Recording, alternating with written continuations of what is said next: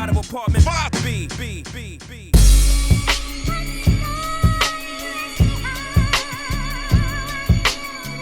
You're now tuned into the Apartment 5B podcast, where we chop it up about hip-hop, R&B, sports, love and life. Hosted by Kill.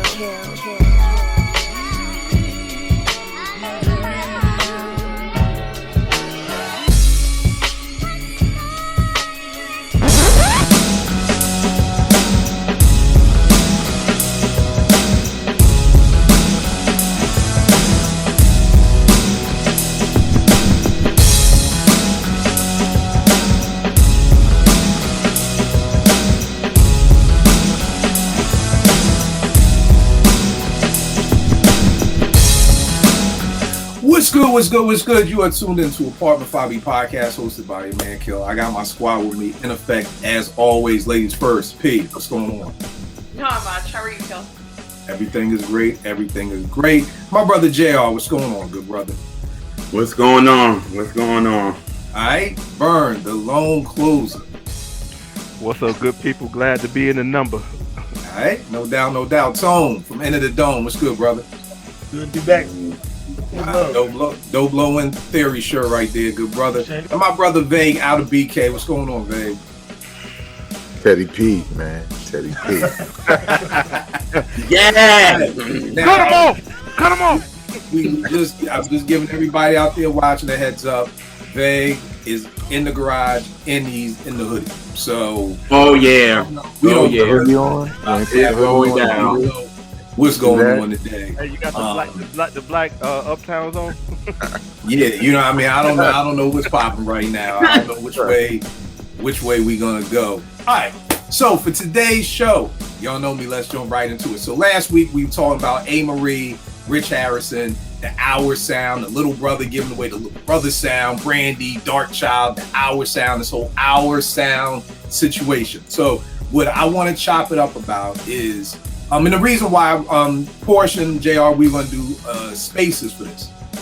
The reason I didn't want to do spaces because I honestly really think that this is a conversation that people can learn a lot from. I'm honestly really looking to learn a lot from you guys because maybe I'm shortchanging myself. Maybe I need some more titles than what I have. Maybe people don't really get what producers do, and I think because I'm a producer, I'm very iffy about when people call themselves producers. So we're definitely going to talk about the good brother Rick Rubin, because when it comes to your title at your job, I'm sure nobody wants anybody being like, oh yeah, you're a this, and like not be like, you're not a director, you're a coordinator. Like, not fronting on you, but it's levels to this shit almost. You know what I mean? So when it's your title, people tend to get a little more, it gets pickier about that. So we just going to chop it up about everything. But let's start off with where we started last week with A-Marie saying that Rich Harrison gave away their sound. So JR, talk to me a little bit about this, because even last week, I think I said this on the show that if A-Marie gave the record to Rich to use, that I think I had said that then, okay, that's ours. And in the past week, I've totally deaded that and have a whole new philosophy on this. So tell me, what would make it our sound for you for the A-Marie and the Rich situation? Because we're going to talk about each one. Okay. But so with this one, so. All right. I think it was. Or even give a little background, like, because I know you're the R&B guru, so maybe you have more background of everything like that. So talk about. Okay. So yeah. So after A-Marie came out with her album All I Had, this new sound came in with her and Rich, and then eventually the sound started going to everybody else. And A-Marie kind of felt some type of way because it was like, yo, you're giving my sound to everybody else. If you can give my sound to me, you can create another sound for somebody else and let them do it. Kind of like what Jimmy Jam and Terry does, but I know we're going to get there. But now right there, you said a word. You know the relationship counselor in me, I got to listen to words. It wasn't our sound. This time you said A-Marie said you gave away my sound. So our sound. You gave away our sound. I'm sorry. Okay. I'm sorry. I just wanted to get the right word, because that word says a lot. Right. You gave away our sound, and she kind of got mad, and I think she should. I mean, it was theirs, because I mean, as a producer, you're saying you're making the beat and all that. That's fine. But I don't think a sound just is the producing and all that too. especially when it comes to R&B as well, because it's a lot that goes along with it. You can't just give that person a beat and it's like, oh, okay, we'll sing over it and sing like this. No, her and Rich was up late at night. She's doing this melody. He's trying to find the melody with her and doing all this. So they did create a sound with each other. So then eventually you start hearing it with J-Lo. You start hearing it with Beyonce, but it just didn't. It sounded like hers. A lot of these songs sounded like hers. And she felt offended because now she was the lesser star than both. So now it's like, oh, that was Beyonce's sound. Oh, that was J-Lo sound. Oh, that was their sound. And she kind of got offended. And I think she should. At the end of the day, I'm like, if you are a dope producer, you can get a new artist. If you can create a sound with A-Marie, why couldn't you do it with them? Okay. That's where I'm at. So I understand why she's upset to me. All right, DJ Rec One, what's going on, good brother? It's been a minute, man. Hey, what's going on, man? Just got off an interview. Dope interview, man. I'll tell y'all about it later, but man. All right. No doubt. Now, Vay, I know you were talk about where you came from because your thing was more so about the timing of it. Yeah, I agree with what JR is saying, because when you think about it, he kind of built his name, not solely obviously, but he kind of built his name with A-Marie, right? And before it could really cook, he was already off kind of giving that similar formula to others, but it wasn't a formula that, predated him and her coming together, as far as making it pop. Obviously A-Marie's records were what got him on that path. But I think, and we could talk about, what does our sound mean, but I think with her, I could kind of agree only because it felt like she just literally started making waves, and all of a sudden, you had a similar sound with a bigger artist. Everybody knows when it comes to radio and the business, you're going to reach for that Beyonce, you're going to reach for that J-Lo, and A-Marie, it stalls her growth, right? Which it did. And it kind of, shits on her career in a lot of ways. And I don't know if he meant that intentionally or he just saw his way to make it himself also as the producer. So to me, it was the timing, right? It was just, It just felt so soon that we didn't really even get a chance to, sit with A-Marie and their success on that first album. All right, no doubt. Porsche, what are your thoughts on the A-Marie piece? I mean, I agree. I think she had a right to feel so. I mean, I echo what JR and Vegas said. Like, I feel like she had a right to feel a type of way about that. Okay. For reasons that they've already explained. I would, and I think I touched on it last episode as well, and we'll get more in depth, I guess, as we go along. But yeah, I totally understand, and I kind of agree. I do agree. Yeah. Okay. All right. Tone, what about you?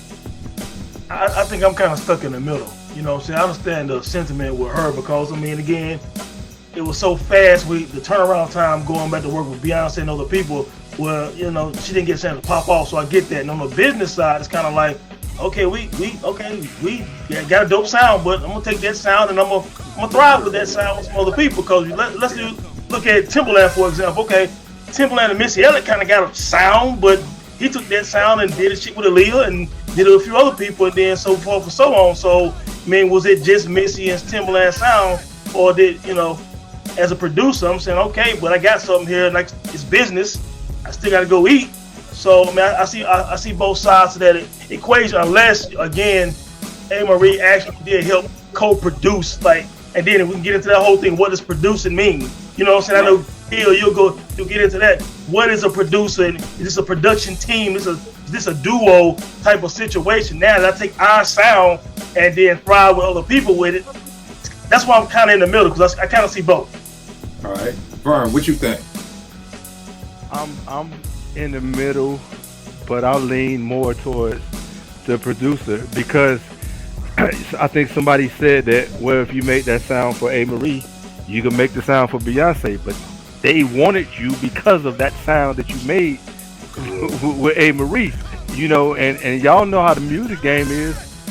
Man, I've seen an established artist come to our church and yeah, man, I got this new stuff. We like, no, nigga, you gotta sing what we know you for. We don't want to hear.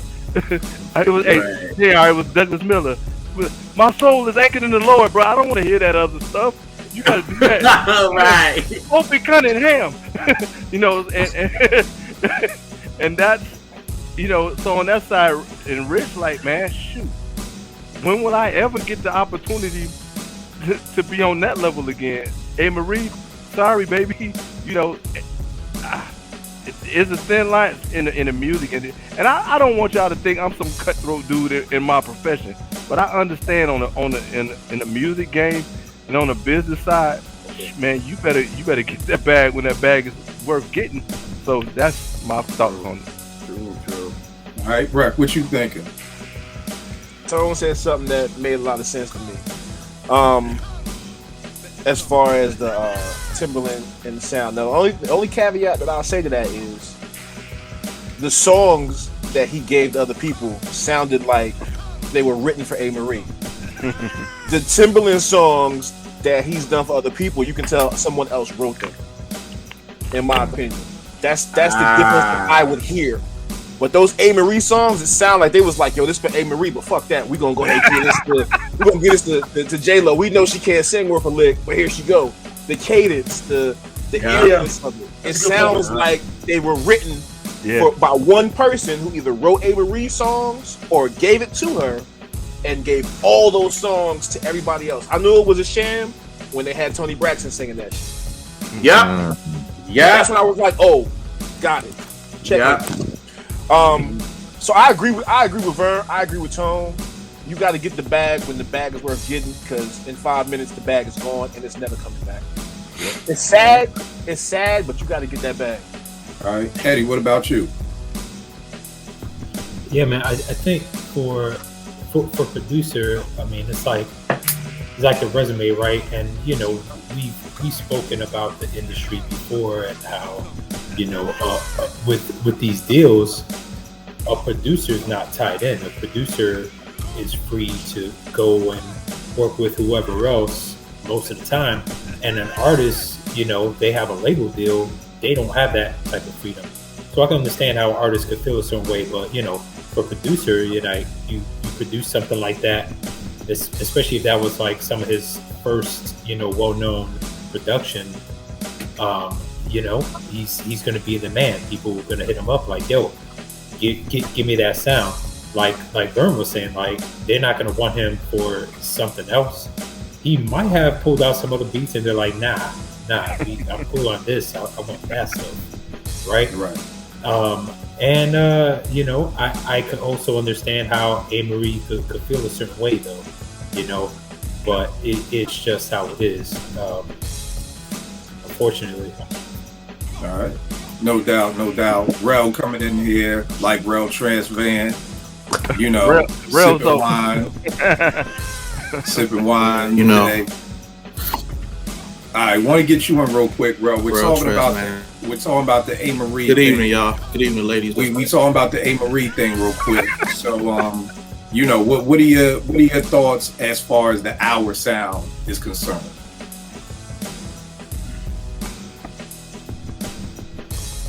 I had more questions than answers, to be honest. Okay. Like from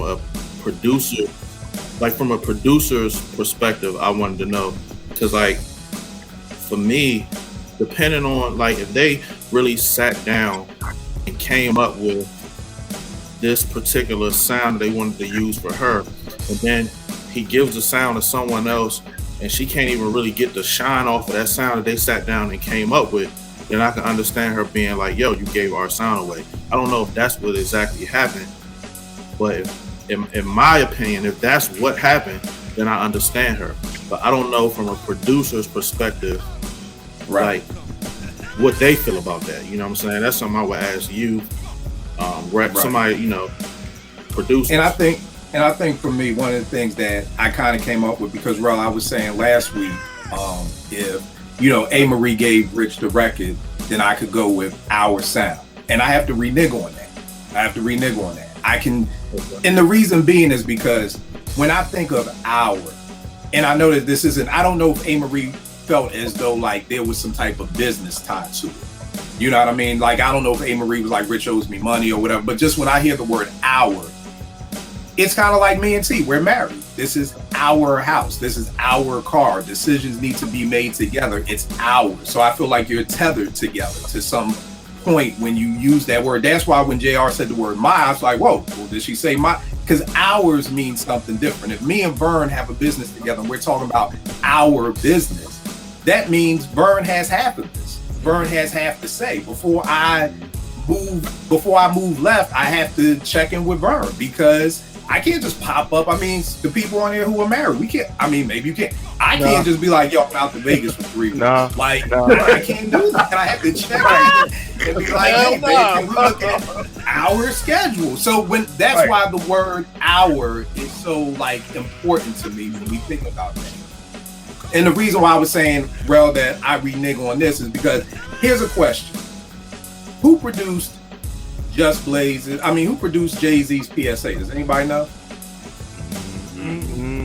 That's Just Blaze, right? Just Blaze. Yeah. Just Blaze. PSA. Has anybody ever heard of Big Jack before? No.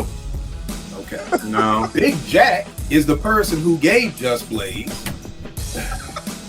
the sample. Nigga that worked down at the Family Dollar. Big Jack worked at the Slauson Swap Meet over on Crenshaw.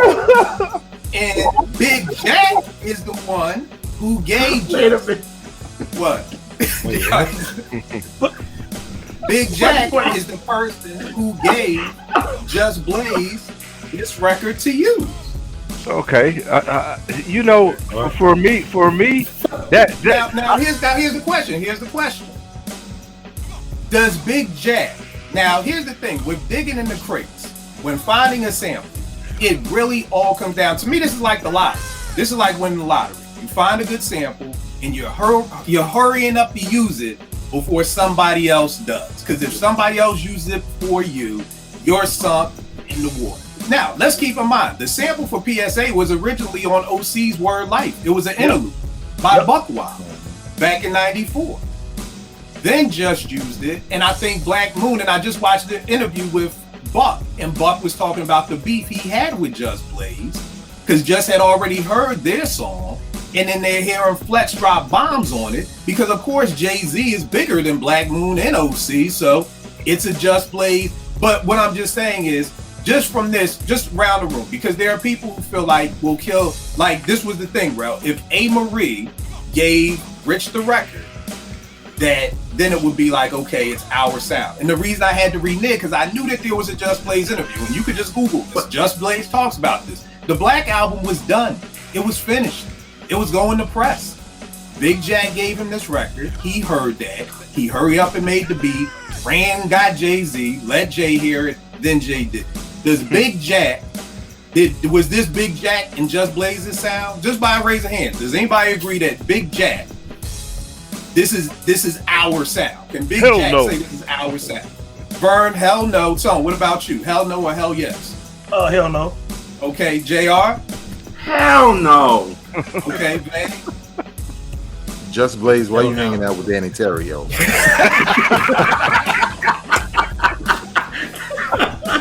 Take a record from the swap meet? From the Slauson Swap meet? What about you? No. Okay, Rhett? Nah. Rel? No, but I have a question. Okay, hold on, let me get Ed and then I'll get you a question. Eddie, what about you?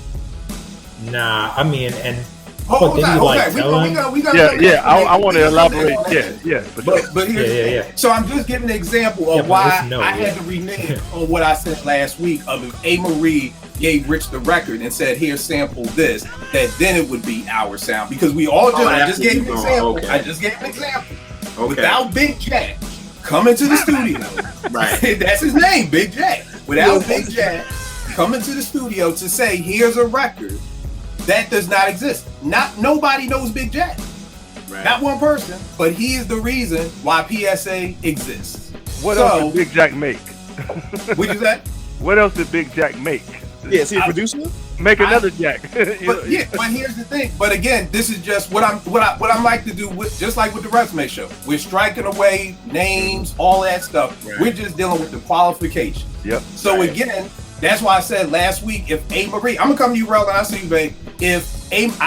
Marie gave him the record, then I could see it being our sound. That's why I'm reneging on this, because if you agree with that, then Big Jack should be able to say, because that was a heavy, hard rock sound. Because I know somebody's gonna say, well, Kill, that was just one song. That wasn't the whole sound, right? Right. I'm sure that's coming. I'm very good at knowing where people are gonna go before they go there. So that's gonna be a concept, but I'm just giving that as a small example. Or another quick example is this. For years, people said that Large Professor really did Troy because he's the one who gave Pete this record. So for years, it's been that debate about that. I'm just being very honest with, like, this is where we come with this is why production gets so complicated, because you have things like this.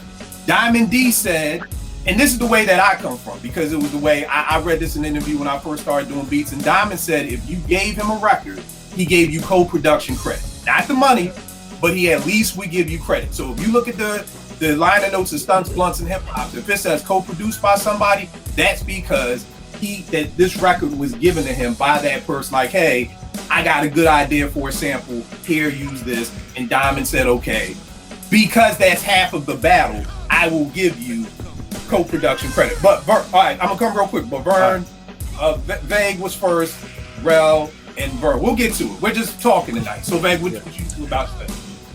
I was going to say that I think we need to back up a little bit, because the issue is creating a scenario around her saying our.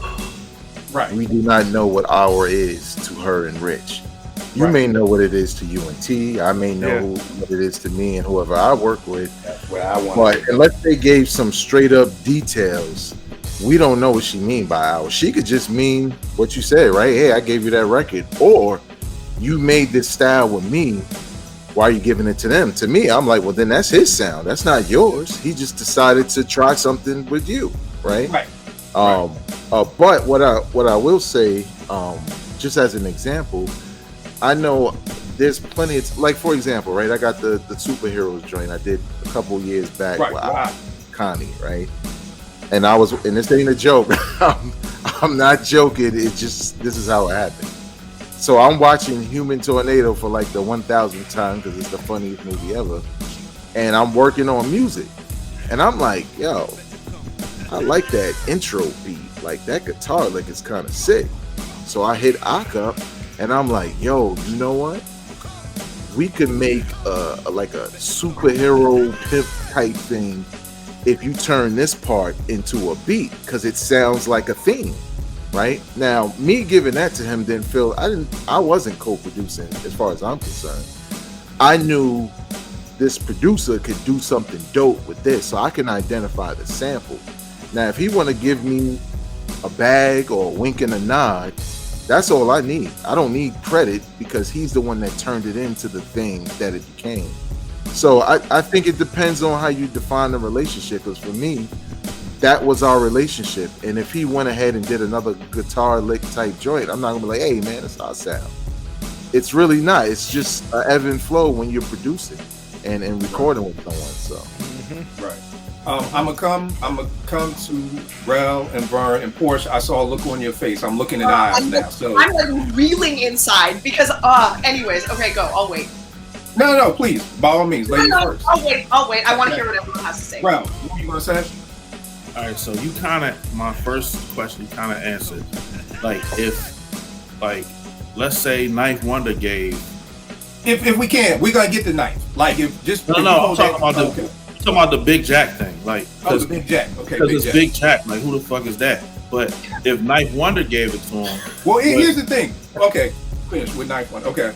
If the Ninth Wonder gave it to him, would we feel the same way? And you just kind of like retorted that with the Large Professor thing. Here's my question though.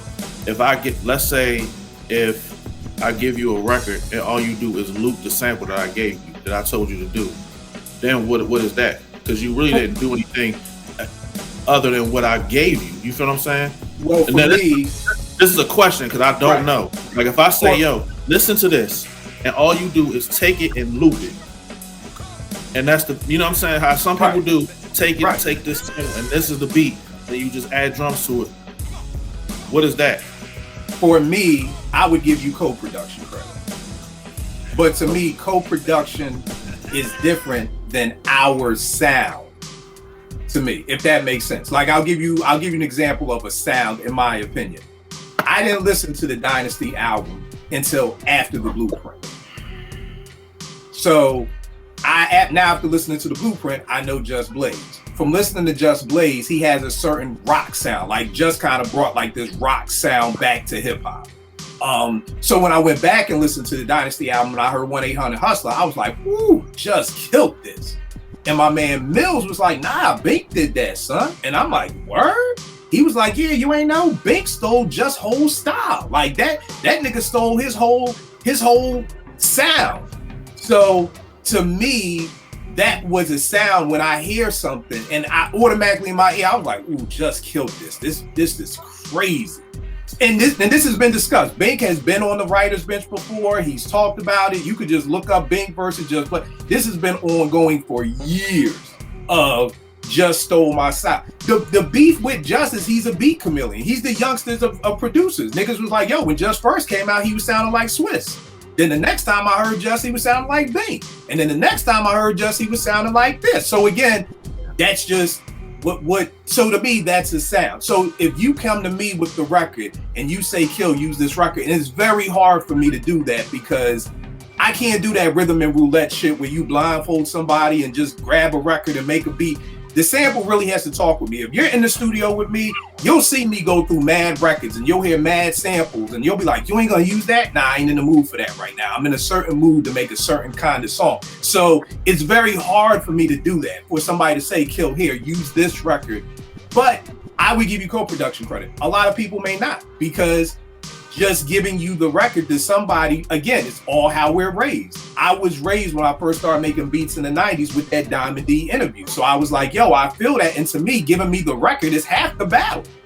That's damn near the battle. Now, here's the thing I think what people may not understand with the production standpoint is I still got to find the drums. Y'all know me, I'm big into my drums. So it's not just I gave you the sample, it's now I got to find the drums. Now I gotta find some other little things to float around, some air candy. I gotta find some other things. But again, I would say that that's co-production credit. If we got a check for that, Rel, for me, I would split that check with you. Because for me, you giving me half the sample is half the battle. But that's me. I know most producers don't feel that way. Most producers will be like, nigga, that's, you brought the record through. I had to do I did all the engineering and everything.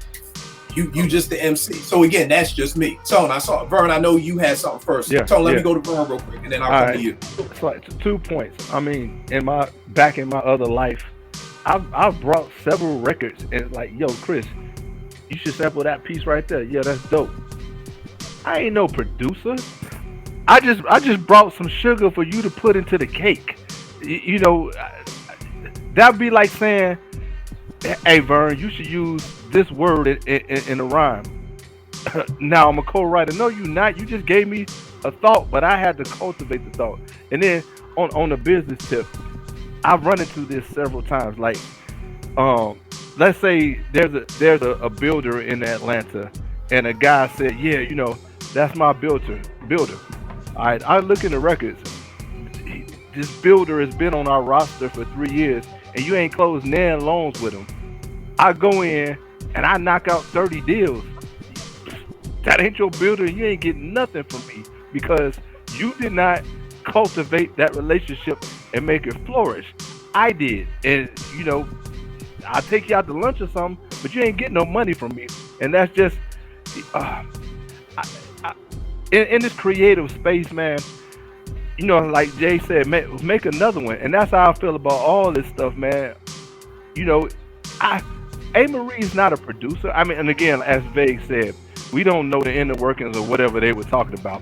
But for me, it's hard for me to say, for a singer to say our. No. you ain't a producer. And that's just my thoughts on it. And again, so before I go to you, one of the things that I thought about and thinking about this show is the example I was going to use is Grandma's Recipe. Mm-hmm. Black folk are notorious for having recipes passed down from generation to generation to generation.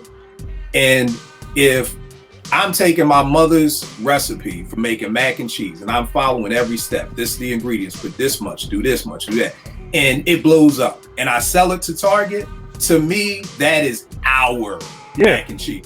That to me is the recipe. She didn't just say, you know, this happens all the time. I'm sure when somebody's cooking, they be like, come here, taste this. It needs some more salt, it needs some more pepper.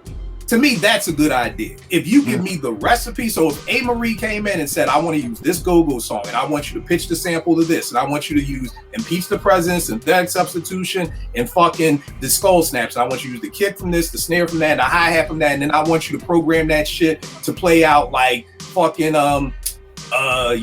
assembly line by the Commodores, and then I want you to bring in the ESG sample. That's a recipe. That is a recipe. And if you're giving me that recipe for every one of these songs, then this is our sound. Mm-hmm. This is ours now, because you have coached me through literally doing the entire thing. But like I gave the example, for Thanksgiving dinner, does anybody thank the nigga who went to go get the groceries from the store? No, you don't. You thank the motherfucker who was in the kitchen all day slaving over the stove. I go to the store all the fucking time. I have no nigga that has ever thanked me for Thanksgiving dinner. I've been married 22 years. I have never been thanked once. Not one goddamn time have I gotten a thank you. Why? Because I just went to the motherfucking store. Now, is this our Thanksgiving dinner? Because without me, nobody would have got Thanksgiving dinner. Hold up, Gary. You got a lot of food reference. Nigga, you hungry? You got a lot of food. Well, here's the thing, bro. Everybody understands food. Everybody understands food. So again, that recipe, my mac and cheese isn't gonna get us in Target, but maybe great grandma's recipe would. So again, if somebody is giving me every instruction on how to do this, then I can see it being our sound, because there is a difference between a good idea and actual work. And I think that's where the lines get blurred. And I've seen it get blurred. I've been in studios with people since I was in 9th fucking grade in 1988. These lines get blurred, friendships fall apart, businesses fall apart, families fall apart, because these business lines get blurred. And it's like, yo, that's a good idea. There is a place for that, but it's not doing the actual work. One of my homeboys wanted me to write a script. He said, Kill, I got an idea. Let's write a movie about this. I said, cool. I said, okay, we gonna split this 80-20. And that nigga was like, what? 20%? It was my idea. Nigga, yeah. And now who has to sit here? Who has to come up with all the characters? Who has to write the script? Who has to do all of the heavy lifting? Who has to do the research? Who has to do all of that? I would gladly take 20% if I just said, hey, JR, you should do a podcast about this. And it blows up. I get 20% for that. I'm fucking happy. This nigga was enraged. Yeah, he was enraged. He was like, no, it's 50-50. And I'm like, nigga, craziness. How do you see 50-50 and all you did was have it? And again, everybody watching, I am not discrediting that good idea. Mm-hmm. You are being paid 20%. You know how many fucking good ideas I have in a day? Dead ass, y'all. Like, I literally have so many good ideas, and I throw them shits to everybody on the timeline. You should do this. How about a show about that? This is the way you should market your album. And like I said, maybe after this show, I'm realizing I'm shortchanging myself. Yeah. Kill, that's because like, go ahead. I give out a lot of good ideas. Mm-hmm. But again, he was enraged that I was jerking him. I was told that I was, damn, Kill, I ain't expect this from you. And I'm like, what? Like, and he really felt like I was jerking him. And I'm like, dog, if we sell this for $1 million and you get $200,000, you won. For just saying, hey, Kill, you should write a movie about graffiti artists who are blind and still spray paint anyway. Nigga, if you just get $200,000 for that, nigga. Some people don't make $200,000 a year, and you gonna make that just for coming up with a good 2-second idea. But again, I was thrown under the bus for that. So again, I just think that people have to realize that there are some things that are good ideas, and there are some things that actually work. But Porsche, I know you're boiling over there. I'm dying to know what you think. Tony can say what he had to say. He's been waiting a while. All right, Tone, I'm sorry. Sure. Well, I have my low end theory shirt on for a reason. Cause industry rule number 4080. We'll get to that, and it's business. But also, my question was, what exactly did Pete Rock do as far as the jazz? We got the jazz for the low end theory because at one point at the end of the song he said Pete Rock on the beat. So did Pete Rock give him like a demo or a sample or a record or something? What I heard was Pete was in the basement, the beat was playing, he just made it, and the record he used was right there on the floor. Q-Tip was in the basement, heard it, was like, yo, what you gonna use this for? He's like, I don't know yet, whatever. But by the record being on the floor, Pete went, brought the record, and made the same beat, used the same loop. So that's why he said Pete Rock for the beat.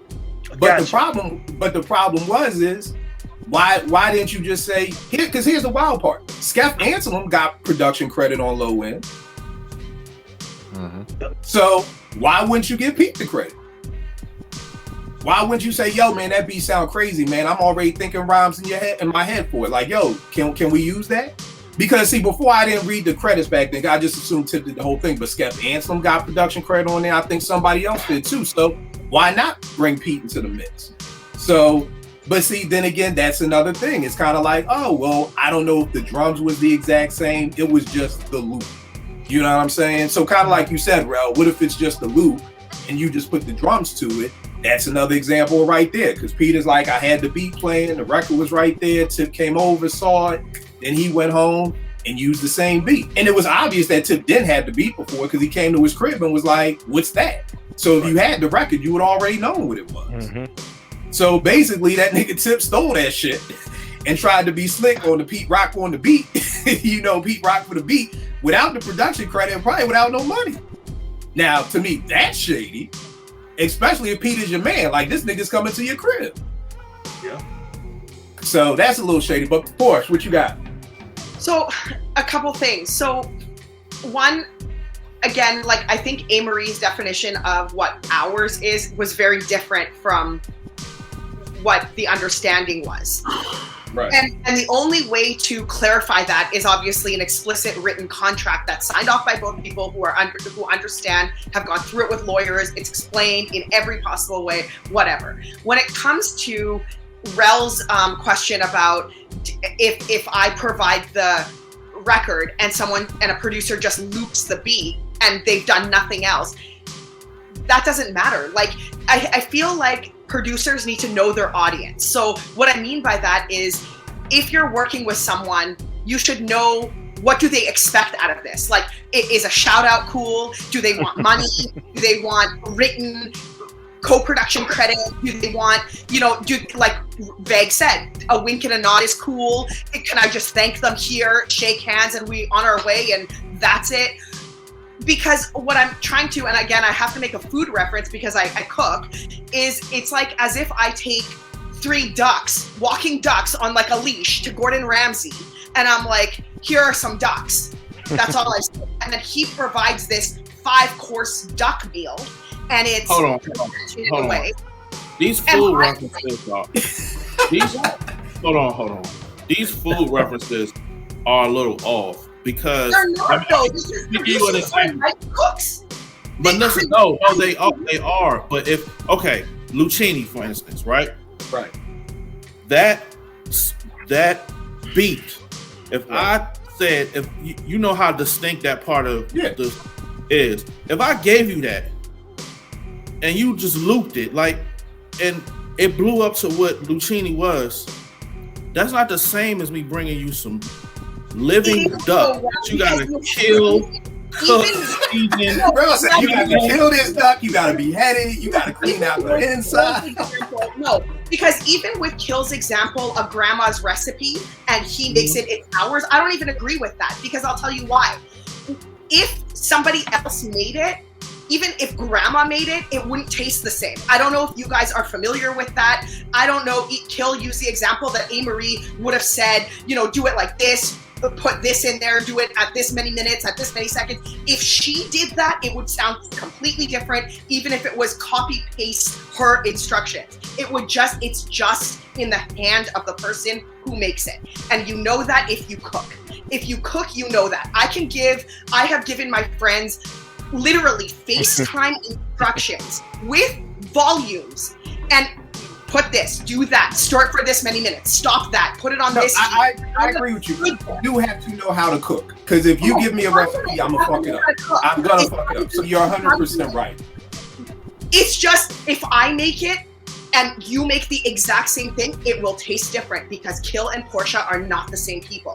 It's just like if Pete Rock was going to loop something. Porsche, it's a great example. But Porsche, here's a great example. Pete and Buckwild both use the joint for OC's Born to Live and for Pete's joint. And Pete's drums sound harder. If you ask me which beat is better, I'm going to say Pete. So that's a great example of, you're right, it's in the hand of the producer. And you're right. You're absolutely right. Porsche, if you gave me a recipe, I'd fuck it up. So you're right. It's not that's a great point. You have to know how to cook. You have to know how to produce in order to do that.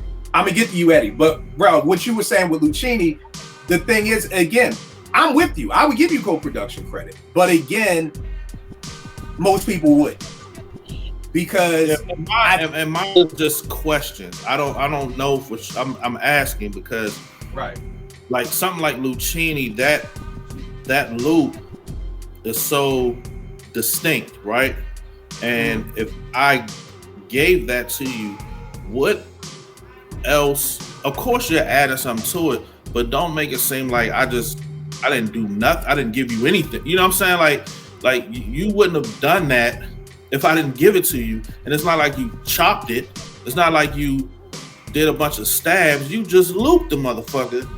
You know what I'm saying? So, but and again, I'm agreeing with you. I'm just letting you know that most producers wouldn't probably feel that way because they're like, I've had to take it. And again, this is why I can literally tell you there haven't been more than probably 5 times in all the years I've been producing that someone has given me a record for this very fucking reason. Because I don't want anybody to say that shit was a hit because I'm the one who did it. Because that's what's gonna happen, especially when it blows up. If it does nothing, nobody gives a fuck. But when it blows up, then it's gonna be, it's gonna be exactly what you said, bro. Don't act like I didn't. Like if Lucchini goes on to sell 20 million records, you gonna want some type of credit for that. Yep. Hey, Rick, there have been people who have sent me, hey, call Tom Smith. I called Tom Smith. I had to do freaking open heart surgery and change his arteries and lungs to make a deal work. Dude, I appreciate you. Here goes something for your trouble, but you're not getting half my commission because my knowledge is what got that loan closed. Because anybody else, the loan was got denied because they don't know what I know and have the skills. And I ain't pumping myself up, but you understand what I'm saying. No. Yeah. It is. Porsche, I'm gonna come back to you. I'm gonna get Ed. And that's a good point. There's a tone in your face. So I'm gonna come to you too. Because you got a tone in your face. Oh, it is. Okay, I'm ready. And that's a good point. Right, you've been going for a while. I can just look at people's faces and see. Nah, he got a tone in his face, and his beard is bearding, so he looked menacing now. Right. I was gonna say with what Vern said, like in his industry, like even what Jazz does, like with the matchmaking stuff, like you get a referral fee. You send someone, you get a set fee, right? And maybe that's what they need in hip hop, right? Because what I was gonna say about bringing a record, right? So we talked about it before, right? Questlove told Dilla, hey, use Rick James, give it to me, babe. He made doing it. Like if you wouldn't know what he sampled, you wouldn't know what he sampled. Like you wouldn't. But then you have producers that loop. But it's also, what they do with it. You give something to Kanye, he's gonna pitch it up or pitch it down. He's gonna do something to it that's gonna make it his signature sound.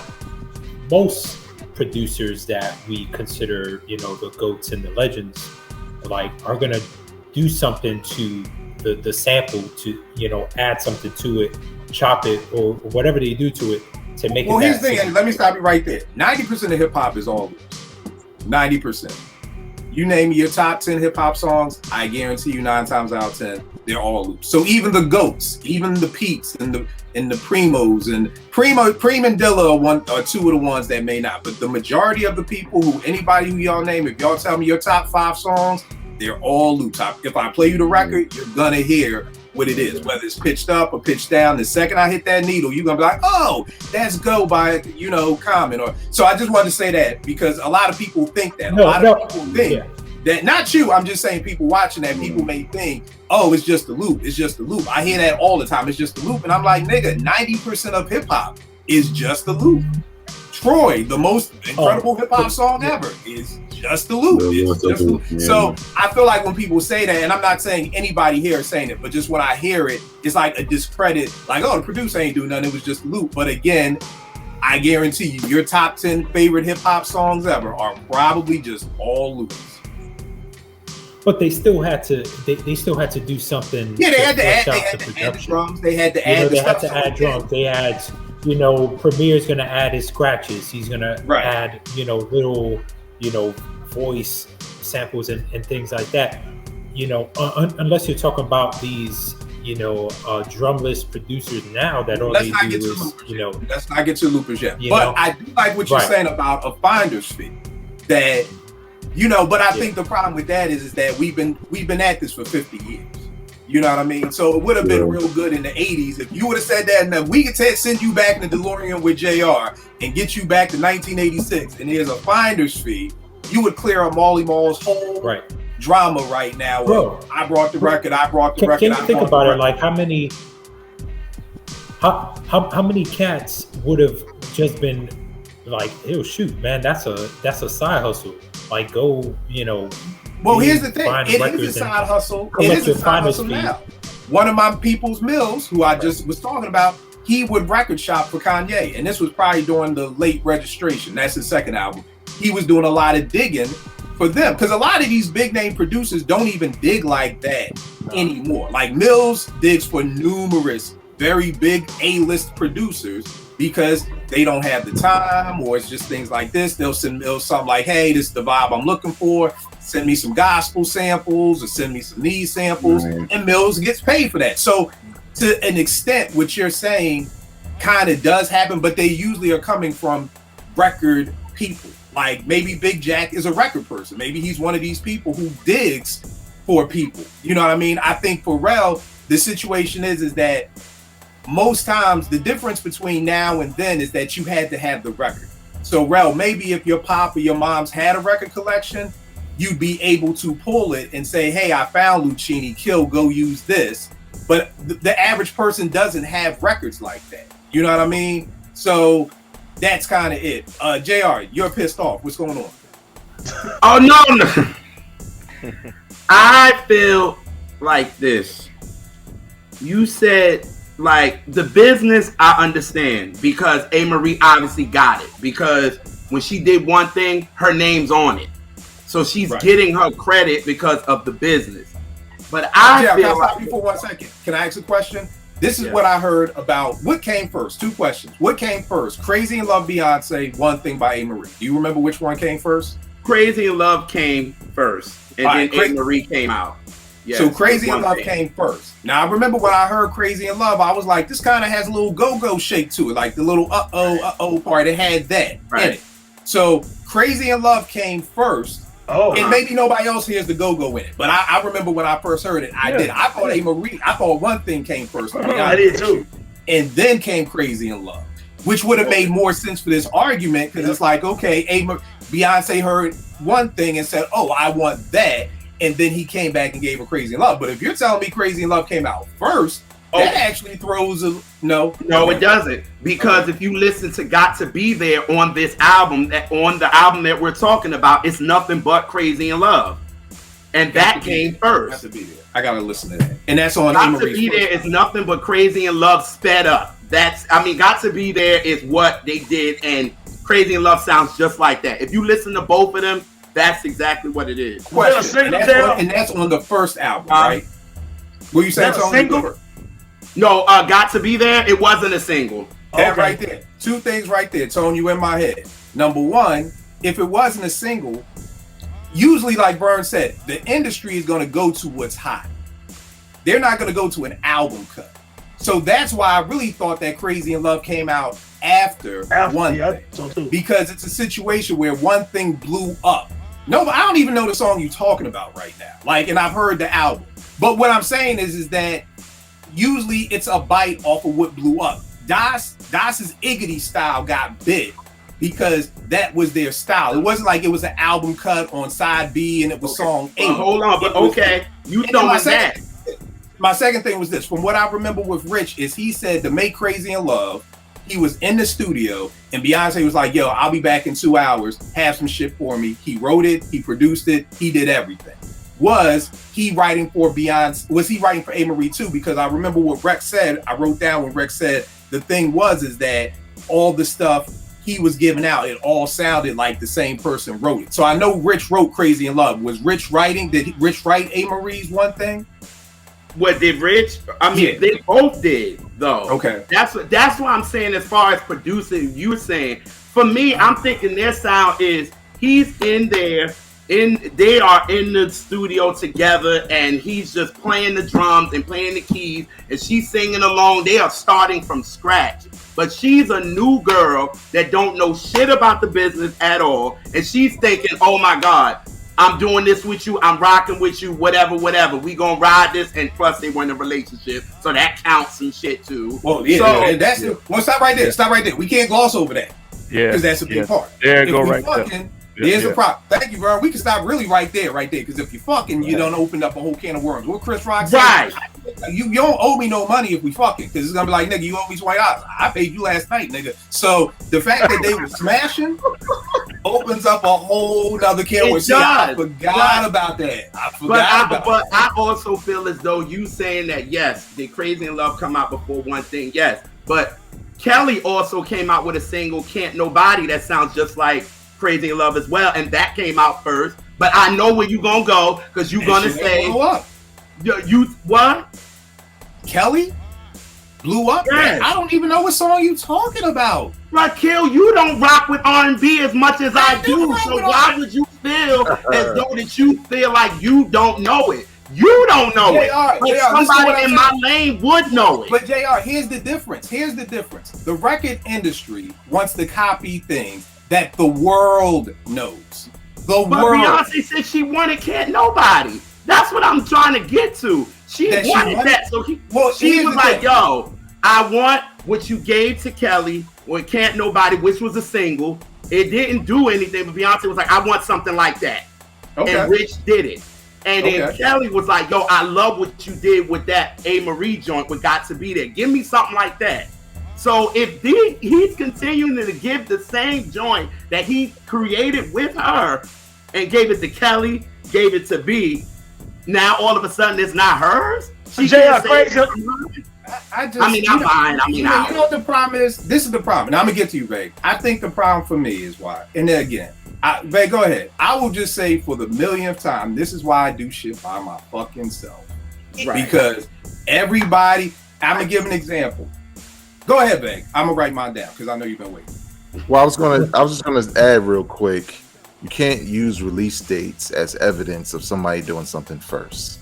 Mm-hmm. Can't take. I didn't mean the release date, but like even if we're not doing release dates, what song was on the radio first? What song blew up first? One Thing or Crazy Love? Why do that either? Taking the business out of it because people will still stuff because they know you ain't heard it. Like that'd be the main stuff they steal. People will steal stuff that you haven't heard because the record industry is famous on what happened when Timbaland came out with the drums and everybody heard it. Then everybody bid it. What happened when Dilla came out with his look, and everybody bid it. Let me finish that point. Let me finish that point real quick.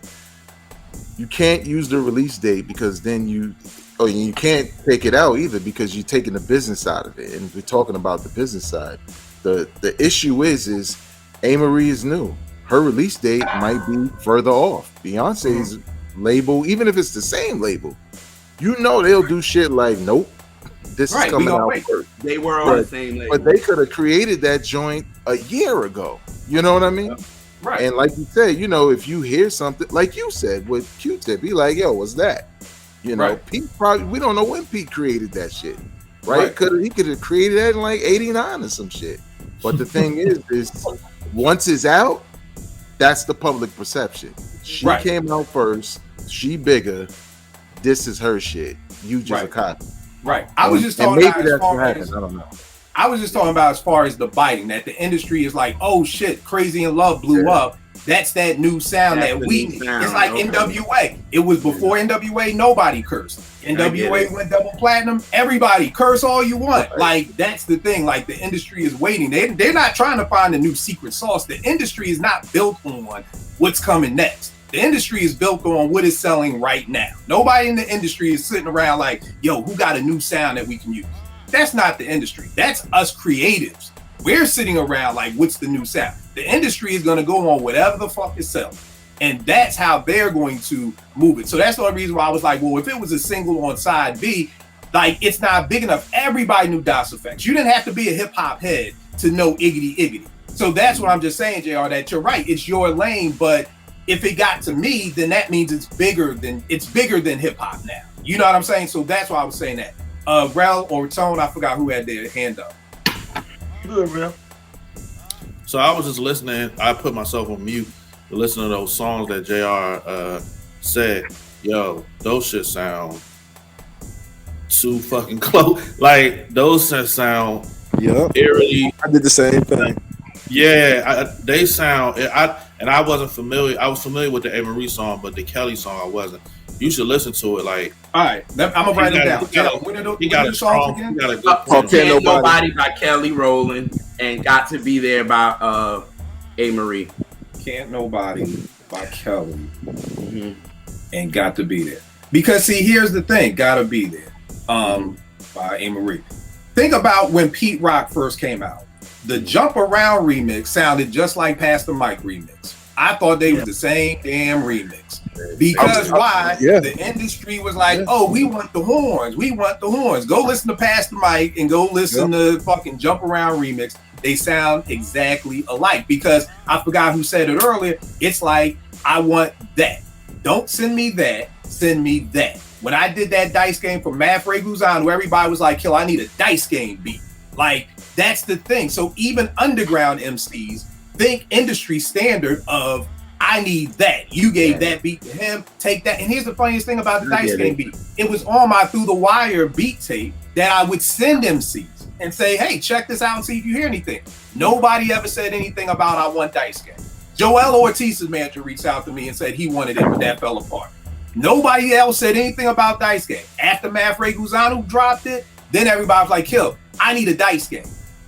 And I'm like, nigga, did you listen to my Through the Wire tape? Yeah, I listened to it. Nigga, it's on there. So again, even niggas who ain't even in the industry had that same mindset of, I want that. That shit, you know, because Dice Game was, I know it's 6-7 years ago, but that was a huge release for Math. Like, P.F. Cutton was playing it, Tony Touch was playing it, Premier played it. So everybody was like, I want a Math Ray Guzan beat. So that's, to me, just how the industry moves. Now, let's talk about this. Tone, this is right in your backyard, and JR, I'm gonna get the brandy too. When Fonte said Ninth Wonder was giving away the Little Brother sound. Now, Tone, these are your people. What is, because when I heard that, I was confused because I'm like, Ninth, you know, produces like the regular producer, you know what I mean? Soul samples, you know, drums, like, so what is the Little Brother sound? Or do you feel like Fonte had a right to say that one? Because that's the one I'm confused about, because I felt like anybody could have produced that listening album. And that's no disrespect. I'm not being disrespectful. I'm just saying that to me, it wasn't a new style. At least I get what Vega's saying and what Rel is saying with A. Marie, the whole go-go sound. We hadn't heard go-go in hip-hop since Herbie Love Bug back in the 80s with My Mic Sounds Nice and stuff like that. So just people watching, don't nobody think Rich was the first to do it. And even with Herbie Love Bug, I'm hearing Ron, Amin Lawrence from the Hitmen were actually the ones who were doing a lot of Herbie's beats, because Ron was at Howard at the time, and Ron would call back in Queens like, yo, my nigga, this go-go shit is popping out here. You need to rock with this. And that's when My Mic Sounds Nice will come out and Rolling with Kid and Play and all that stuff. So Rich is not the first to use go-go. But Tone, what do you think about that, the little brother sound? Do you think Fonte had a right saying that, right or wrong, or what? No, I thought that's a strange comment because again, Little Brother is the little brother of Tribe and De La and all of that, and Knife is pretty much the son of Pete Rock and all of those guys. So that sound was already there. You know what I'm saying? It just got popular again, him doing it on Fruity Loops and shit like that. But Knife sound, I mean, he has his own little flair with it, but it's not totally original. I mean, he's a boom bap soul beat maker. So that's nothing new. That was in 88, 89. They was doing that. Marlon Moore was doing that. So it's nothing new. So I didn't understand that. And another thing too is Knife wasn't just little brothers like in the group. They started off with the Justice League here in North Carolina, and it was a conglomerate of a bunch of rappers and producers. He just happened to be the one that popped off because of the Jay-Z and Master Ace thing and all that stuff. But there were several guys in the crew making beats, and then Knife had done joints with Cesar Comanche. He had a joint called Paper Gods and all that shit a year before the Listen even came out. So it wasn't just a little brother sound. You know what I'm saying? And then what happened? Also, Fonte went on and did the Foreign Exchange first album, Connected, while Knife was still with Little Brother. And Nicolay kind of sound like Pat a little bit. You know what I'm saying? So I didn't get that whole thing because he's a regular producer that made beats that's already out there for 2 decades almost. You know what I'm saying? So I don't think there's a little brother sound. They're boom bap rappers. I know people on Twitter, boom bap Twitter don't like to hear me say that shit, but that's what it was. It's that simple. That's why I was confused about it. Eddie? I don't understand that. Yeah.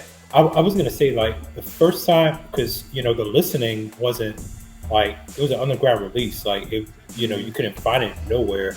Like, if you found it, you found it. If not, you couldn't. The first time I heard them was the Chitlin Circuit 1.5 mixtape. Oh, damn. And so that joint, it had joints from the listening, but it had, like, remixes and stuff. There was a lot of joints that Crisis produced and a lot of joints that Nicolay produced. So when I heard that, that's why, like, at least for me, hearing that, I didn't have this is the Little Brother sound, because I felt like they sounded dope on whatever production it was, whether it was Crisis or Ninth or Nicolay. So all right, so you weren't. So you're like there was. I wasn't tied to the Ninth. Okay, I wasn't tied to the Ninth sound. Yeah, and actually, I think when Fonte went solo, like him kind of working with the producers he did, like the album he curated, like I think fit him much better. If I'm being 100% honest. Nah, I concur. Vague, what about you? I know you're a big Little Brother fan. What did you feel about the Little Brother sound? Was Fonte, was that legit or just some saltiness or whatever? Yeah, I think it was a little saltiness for the same reason I assumed with A. Marie, just timing. That maybe Fonte not feeling they were where he thought they should be as a group before he goes off and starts getting bigger, sort of quote unquote bigger than the group. But I agree with y'all. I feel like the sound was distinct in the group as far as like hearing the rappers. Like, what's Lucchini without This Is It? What Lucchini for? Like, it's a beat, right? Right. They brought something to that beat that's so distinct. It can't blow. You know what I'm saying? So I kind of feel like with Little Brother, what I really liked about him was we hadn't had that kind of hip hop in a while. The way they were spitting, the type of music, the skits, the concept. But I never felt like when I heard Ninth produce for Jay, that was the Little Brother sound. It was just another beat. Right. All right. JR, what you think? Real quick. Oh, sorry. Sorry. Another thing real quick. When he did the joints with Murs, the albums with Buckshot, the joint with David Banner, they didn't sound like Little Brother albums. No. You know what I'm saying? So, especially the joints with Buckshot and all them. So he has different sounds also that's not like the Little Brother sound, whatever that means. Like I said, again, that was mostly boom bap and soul samples and stuff. So to their point, Fonte and Pooh had a style.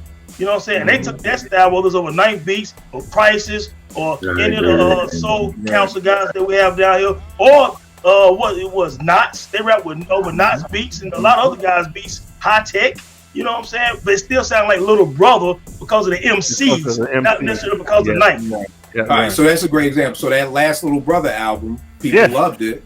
and it wasn't over knife, right? So I love that aspect that y'all are saying. The little brother sounds actually Pooh and And Vontae, yeah. JR, same. I agree with that. Yeah. Porsche. Yeah, I think Tone nailed it. I got you, Tone. Yeah. All right, Rel, what about you?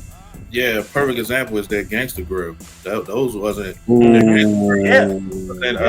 Right. No, Knife Wonder Beast, and it was still Little Brother. The sound, you still hear it. It was them. It had nothing to do with Knife Wonder's beats. To me. Right. Okay, Rack, what about you? You agree? I ain't got nothing to say. Everybody nailed it. Yeah. All right. Vern? Yeah, I mean, what they said. Yeah. All right. No doubt. Let's now go to JR's girl, the vocal Bible, Brandy. Oh, I watch. I thought he was gonna say Mary. Right. Yeah. I'm like, what? Yeah, so we got next up Brandy versus Dark Child. Our sound. Yeah. JR, talk to me about our child. What you say? You starting scandals.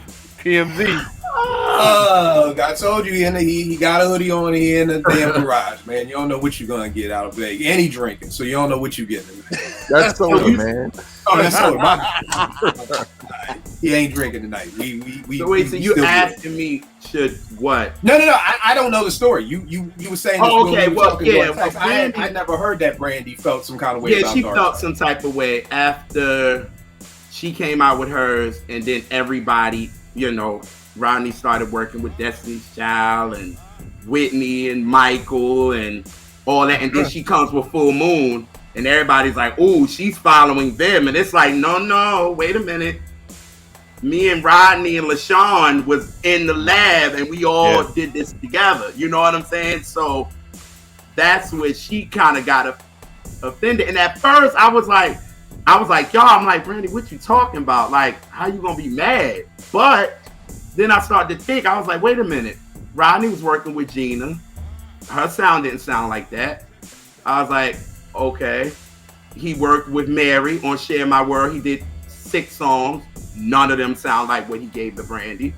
So then him, LaShawn, and Fred, and all of them, and Brandy all get together with her stacking and doing her own backgrounds and all this. This sound, everybody was like, yo, what is this? This is new. This is fresh. Like, okay, cool. So this album blows up, and like you said, Rodney becomes that guy. Everybody want him, right? So I'm like, so if you created these other sounds with other people, you get to Whitney, right? It's not right, but it's okay. Sound like a Brandy can have that joint.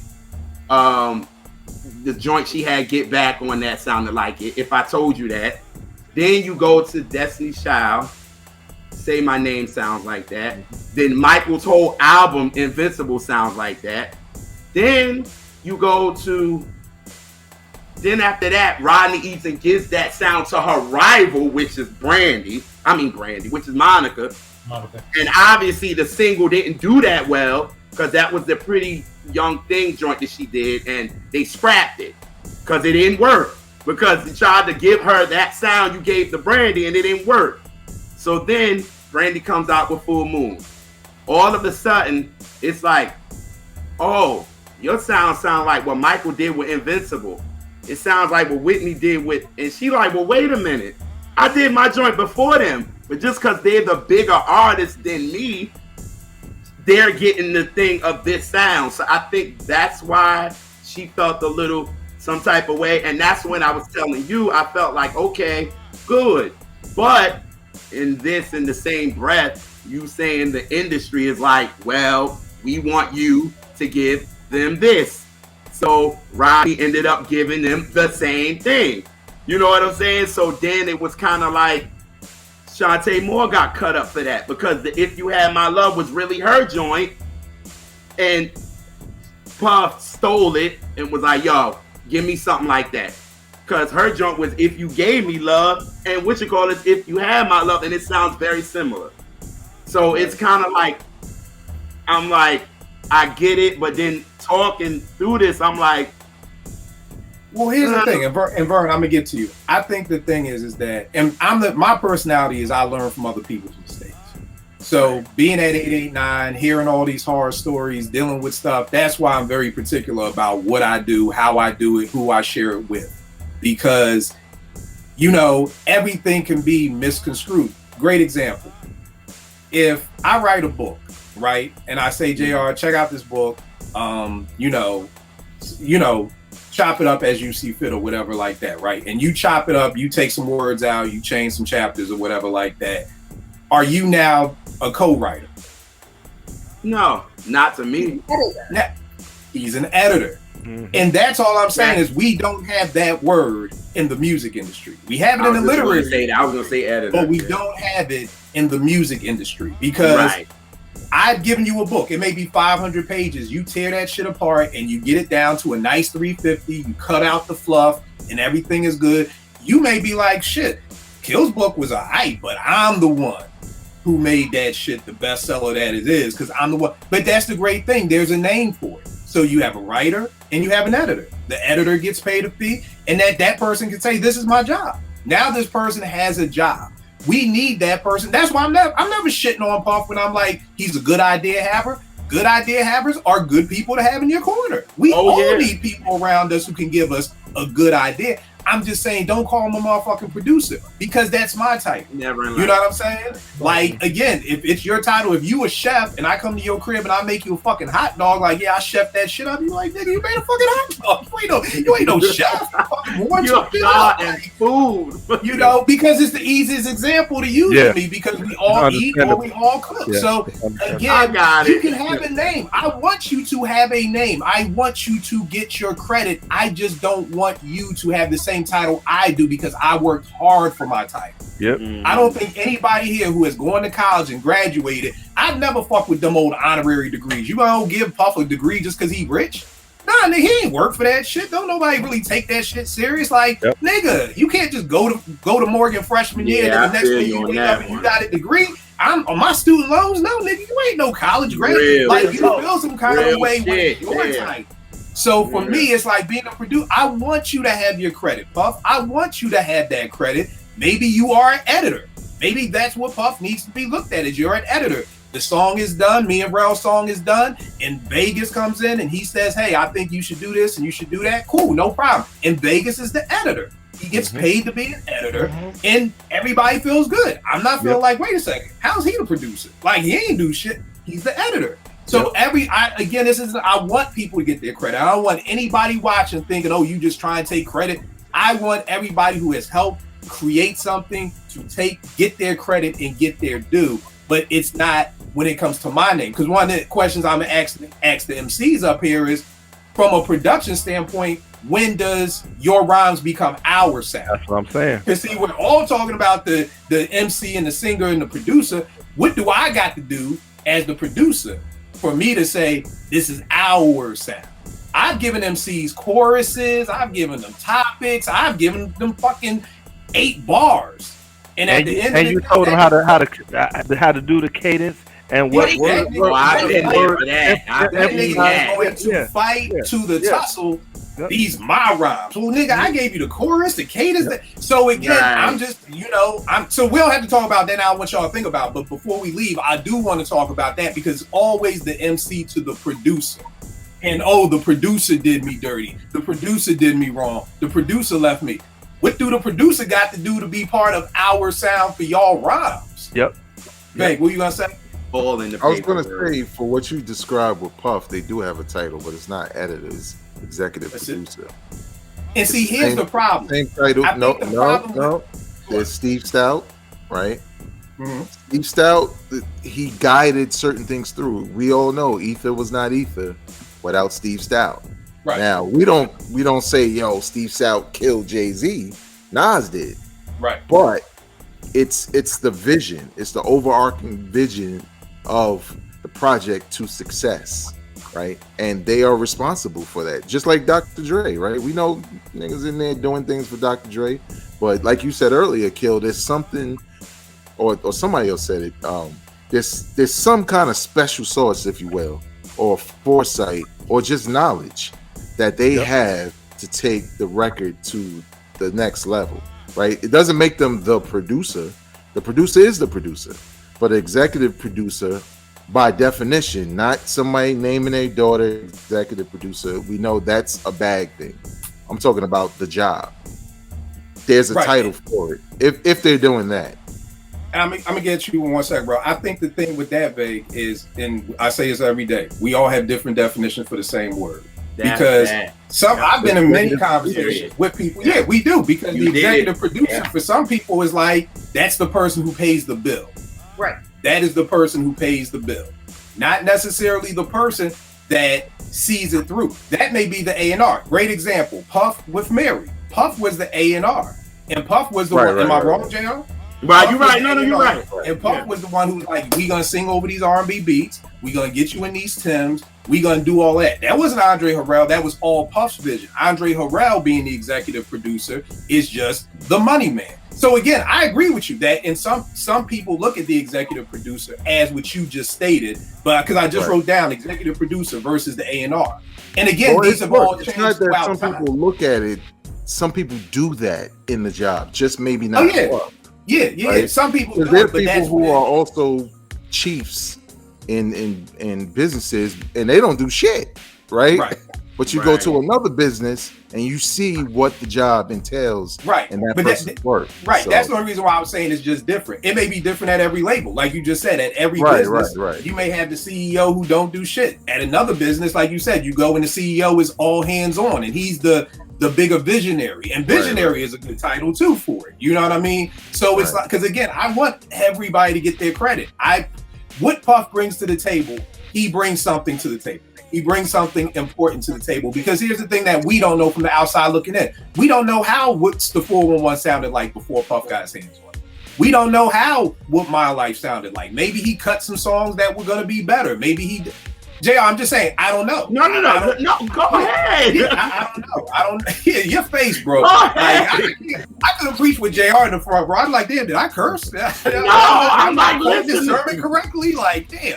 But, so yeah, we don't know. But again, like I think Vague just said, you bring something to it. You bring something to it to make this bigger than what it is. Great example, Jay's American Gangster. From what I heard, Sean C and LV had these beats that were sitting around with Puff that they had made for Big. Jay is with Puff. He's like, yo, I got some beats for you. Yo, I'm gonna get my producers to come over here. But if I connect your dots with Jay-Z, nigga, y'all giving me half the publishing and I'm getting production credit. If you look at American Gangster, every song says produced by Sean Puffy Combs or Sean whatever the fucking quote is, Combs. And then it says Sean C and LV. Yeah, go look at the American Gangster lineups. Everything. Well, that Sean C and LV that I know just did some, and I know Toomp did one, but it starts with. But again, Sean C and LV. Sean C ain't made a beat since fucking Mary's not Mary J. Can't Knock the Hustle. Like that was like we going back that far. So they like, fuck it. If I gotta give up half my publishing and give up some production credit to get in the studio with Jay-Z, I'ma do it. But when you listen to American Dream and all that live instrumentation, that's probably Puff. That's not all coming out the MPC. That's probably not what you're hearing. If you just loaded, I don't think so. If you just loaded up Sean C's MPC and hit play for American Dream, and you're not hearing, listen to the end of American Dream. I mean, the drummer's going off, there's strings, it's beautiful, it's melodic. 9 times out of 10, if that's just coming out the machine, it's just the beat. You know what I mean? So Puff does add something to it to say, hey, it's a good idea. Hey, y'all, we should add some strings. Now, is Puff writing the strings? No, but it's still a good fucking idea, and it should be credit for that. Who had their hands up? I'm sorry. Rel. So that was that point you made about like the editor, and then Vague was saying the executive producer. That was enlightening for me. But I have a question though. Like, so what about melody people? Like people that, and I guess I'd be asking JR, is like people that are good with melodies. Like I heard Beyonce's Drunk in Love was done by Future. It was. And I heard it. And to say what you want about him, I don't, but he's good with like making up melodies, you know what I'm saying? So what do you call those type of people? Like what if I'm not mistaken, the vocals are produced by, if I'm not mistaken. Because I know for Usher's You Remind Me, he had to go back in the studio and he was like, only Jimmy Jam or Terry Lewis, one of those two, he was like, we got to fly him down. Yes, because he's the only person who can produce produce him. It's vocal production. Yes. Okay. So it was kind of like nobody else can produce Usher. Like we got Jimmy or Terry, whichever one of them two. Y'all got to go down there and work with Usher so we can finish this song. Right. Because you're right. That's a whole nother art. When T sings, I got nothing. I'm just playing the beat. I don't have nothing with how to stack or how to that's where I'm lost. So again, that's why I was just asking with Rich, because I know he wrote a lot of the stuff for Beyonce. So and I didn't know about A-Marie. Maybe he did or he didn't. But now again, I don't know if that so it's called vocal production. So like you may have a producer. Right. R&B is deeper than rap. You know what I mean? So you may have the producer, you may have the vocal producer. I love songwriters who not only can write songs, but can do their own harmonies, can stack their own vocals, that can do all of that. I love working with them because I can.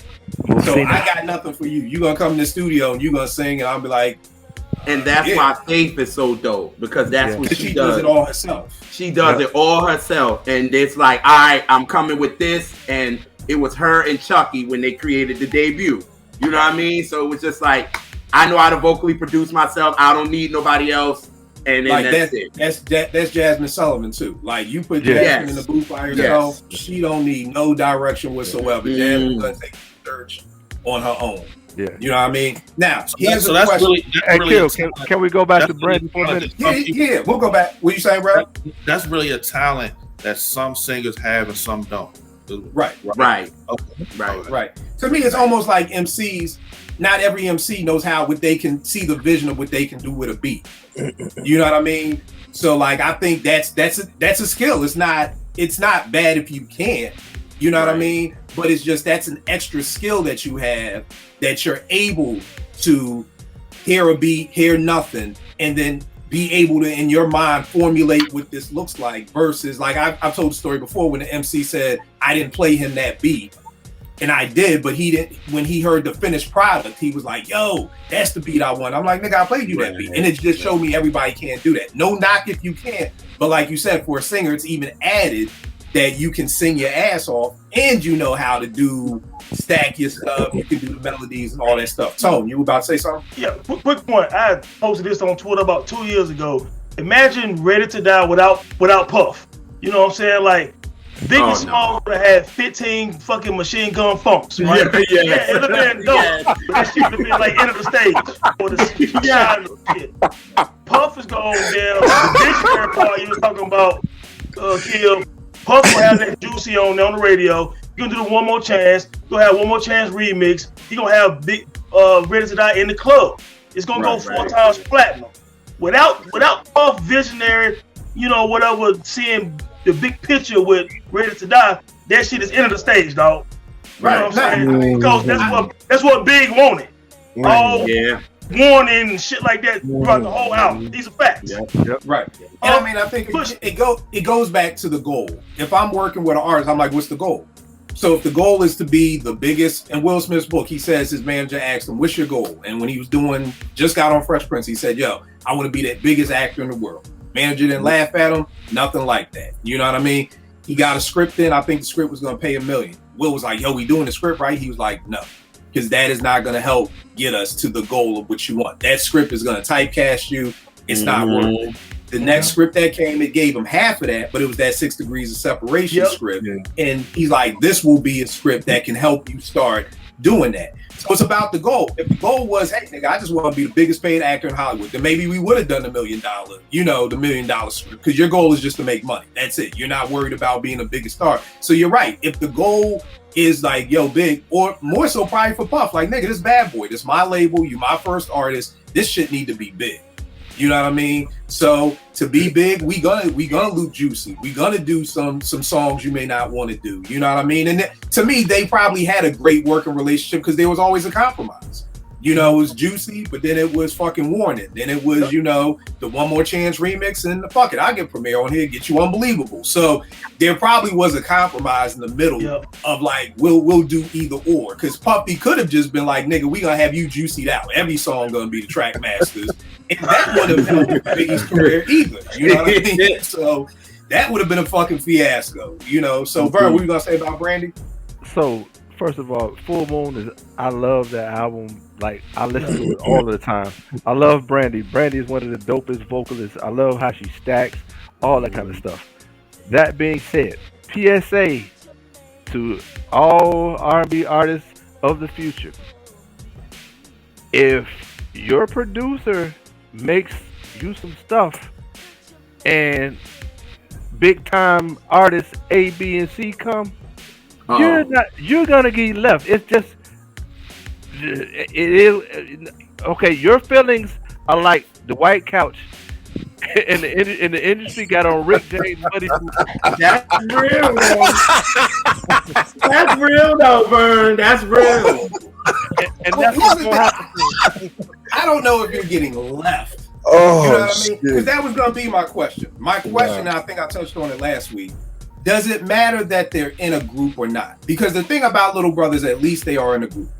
And for me, in my opinion, and JR, everybody push back if you disagree, A. Marie and Rich were not group theory. Brandy and Dark Child were not group theory. They were not. They were working together. Now, whether they were fucking, whether we related, I think Brandy was smashing his cousin or his brother, whatever the situation is. Wait a minute. So what was A. Marie and Bryce? What was A. Marie and Bryce? I'm saying, what were you saying they were? No. I was saying Amel and Bryce were a group. They were group theory. They're a group. Oh, okay. That album is just A. Marie. It's not. Yeah. You know, the name of that Full Moon is just Brandy. So I'm a producer for hire. Mm-hmm. Basically, if you want to flick it like this, I am a man. Mercenary. Yeah, I'm a mercenary for hire. Okay. What do you do if you getting with a whore? You can't catch feelings because I am just here for hire. I am here to, if we are a group or if we do things together, and you know, Vegas, when me and Vegas do stuff is Vegas and Kill. It just don't say Vegas produced by. So there's in my opinion, there's a group dynamic there. You know what? Right though. Huh? You right though, because Vern, I just had to think about it when him and Brandy got into their little argument about this, and he said, "I told your mother I didn't want to be a work for hire anymore." Like he was like, "I didn't want to do that no more." So when it was time to be like, "Yo, I want to be the executive producer of the whole thing because I want my own deal," your mother was like, "Nah. I just want you to work for hire." And he was like, "Nah, now that I done got myself established with the sound that we created, I'm gonna go about my business." So I get it, Vern. Like I just thought about that. I forgot that you got into that. Do you think there's more because I'm a work for hire? Does that change anything? Or I think if you go into a relationship, but see, here's the problem, bro. Here's the problem, and this is a great part. This is why I wanted to do this show so people could watch it and rewind it, and I can send it to people. Is because this is all the stuff that needs to happen prior to. Yeah. And this is what we've done as creatives. We have not learned our lesson. I've learned my fucking lesson because this shit don't happen to me. Others haven't learned their lesson. You know what I mean? Little Brother should have known just by looking at history. The producer, 9 times out of 10, blows up to be bigger than the rapper. We've seen that in almost every group, from Gangstar to Pete and CL Smooth, the Slum Village. Y'all should have known. Like I get it. Industry rule 4080, nigga. Tip was probably what, 17. You know, I get it. This Little Brother came out in 2000, nigga. Y'all done seen this show. Y'all know Merc. You know Bishop, Merc, fucking Raheem. We know how this shit go. You know what's coming. So again, you should already know that Ninth is gonna probably go on and do other things and do other things. So it shouldn't even be a surprise. But I don't think that was how A. Marie and Rich was. I'm sorry. Go ahead. No. But that's why I'm just saying the group setting versus a producer for hire. But I don't think A. Marie and Rich was like that though, because they were both. Were like what? Well, I think you can't call them a producer. I mean, for hire. But here's the thing: if they aren't in a group, the producer's job is to produce tracks, right? and whoever wants them. So what are you gonna say? No, I only produce for A. Marie. Come on, man. I don't think she wanted that though. That's what I'm trying. Because I'm thinking that y'all's like she want producer credit. Because I think it was more of the business aspect. Because like I said, after that album, she realized, wait a minute, this shit ain't what the fuck I thought it was. Now let me get my papers right and be like, all right, so when this one thing come out, Rich, my name gonna be on it this time. Before, I'm coming in blind as hell. I don't know anything. I'm just like, I'm working with you. We working together. All this is out, whatever. It comes out. Your name is on it. We gonna keep rocking. She was thinking of the personal rather than think about business. Because and again, the big point right there is you brought up JR that I forgot about. They was fucking. You want to fuck up a good thing? Start fucking. It was personal,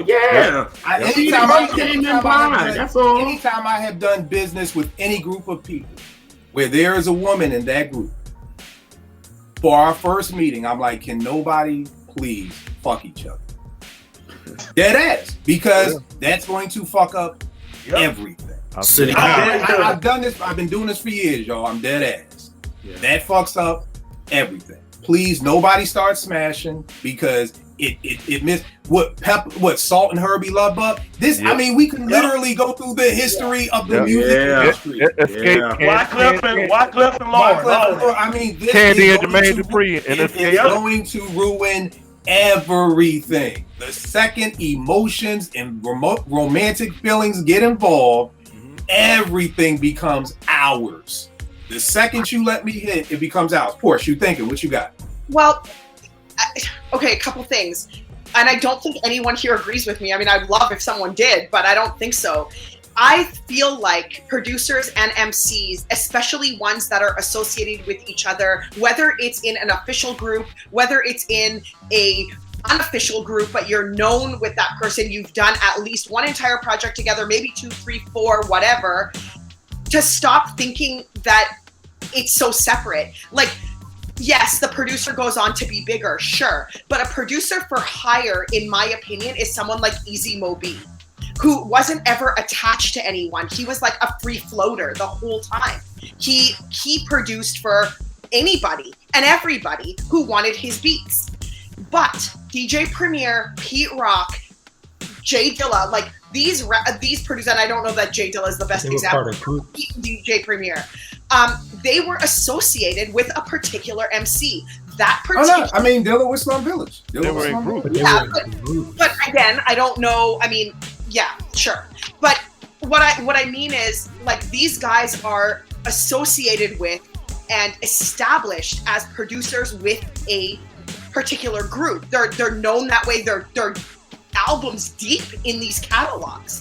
Do you know what I mean? So I feel like, and I this is the part where even when you guys were talking about it, it kind of triggers me, is when people want to play that business card, they play it. And they play it to be dirty. And business doesn't always have to be dirty. But people make it that way. So what happens is, it's all of a sudden, well, I need to go get my bag. So if I need to go produce for Christina Aguilera and I need to go produce for Notorious B.I.G., I'm going to go do that, Guru, because I need my bag. Well, what happened all the other years? What happened to the camaraderie? What happened to the brotherhood? Like, here's the cannot thing. tell me that this isn't just especially back in the 90s, you can't tell me that it was strictly a business relationship. They were friends. They were in the studio all the time. They were together all the time. Well, here's the thing. I hear what you're saying, and I think that would have to be something that was established in the beginning. Now, we have to understand that hip-hop has its ebbs and flows. So, Pete, this is what I'm saying. Before Illmatic, everybody produced for their crew. Right? Nobody really did too much outside production. You know, the Bomb Squad really stretched it with Going with Q because they were just Public Enemy. Once Illmatic happened, hip-hop shifted. Hip-hop shifted, and it became a place of, hey, because I guess what I want to ask is, so if you're saying that if I'm part of a group, it's almost like a marriage. What I'm not saying is that they shouldn't go out and do. I'm just saying it's in poor taste to leave your MC that you've created this high and dry and expect that there's going to be no backlash or hurt feelings or any type of blowback for that. But I'm saying, yes, go for your bag. I'm not opposed to anyone getting their bag any way they deem fit. However, DJ Premier, if Guru wants to get mad at you, and I don't know, again, I'm just using them as an example. I love DJ Premier. No. I have some examples of Pete. If Guru wants to get mad at DJ Premier for producing for Christina Aguilera and the Notorious B.I.G., he is well within his rights to do that. Now, should DJ Premier be like, oh, you're right, Guru. No, I'm going to just stay in-house and I'll just wait on you to do whatever you want to do and I'm just at your beck and call. No, absolutely not. But the producer does also need to understand and acknowledge that, yes, when I go off and I'm producing these dope-ass beats for other people, my guy's going to feel away. Right. It just is what it is. So I get angry when people are like, well, it's business. Oh, it's just business. It's the industry. Well, fuck, like, stop it. Of course, I don't think that it's just about it's all business. Right, what I'm saying is that there's ebbs and flows and things. Great example of relationship, because what I'm hearing is it's almost like marriage. Like, once you get married, I'm not supposed to be fucking nobody else. It's just supposed to be you. Now, just hold tight, because you're like, I'm in this group. So I'm really, because you're like, well, I'm not saying you can't just produce for that, but also know that if you do this, then your person's going to get mad. So my problem is I'm always take the word but out the sentence. I'm not saying you can't do that. So then I should be able to go produce for whatever. So you know what happens? But hold tight. Here's what happens in marriages sometimes. After a while, you know what happens? People say, you know what? I want an open marriage. I want to be able to see other people. Things change throughout the years because I'm sick of just being with you. So the thing is like, you're right. Maybe Guru did. And the Primo Guru example I heard was that Guru would always be like, why can't you get Jay, Big, and Nas on some of our songs? Like, you're producing all these big heavy hitters. You know what I'm saying? Why don't you bring them on a Gang Starr album to help sell some records? So I love what you're saying, because it's true, and it's gonna come back when we talk about PCL too. I just think the problem is I believe, I don't know, with Gang Starr, I thought they had the perfect thing, because it was like, we do a Gang Starr album, I produce, you do Jazzmatazz, we come back together. We do a Gang Starr album, I produce, you do jazz. It worked fine.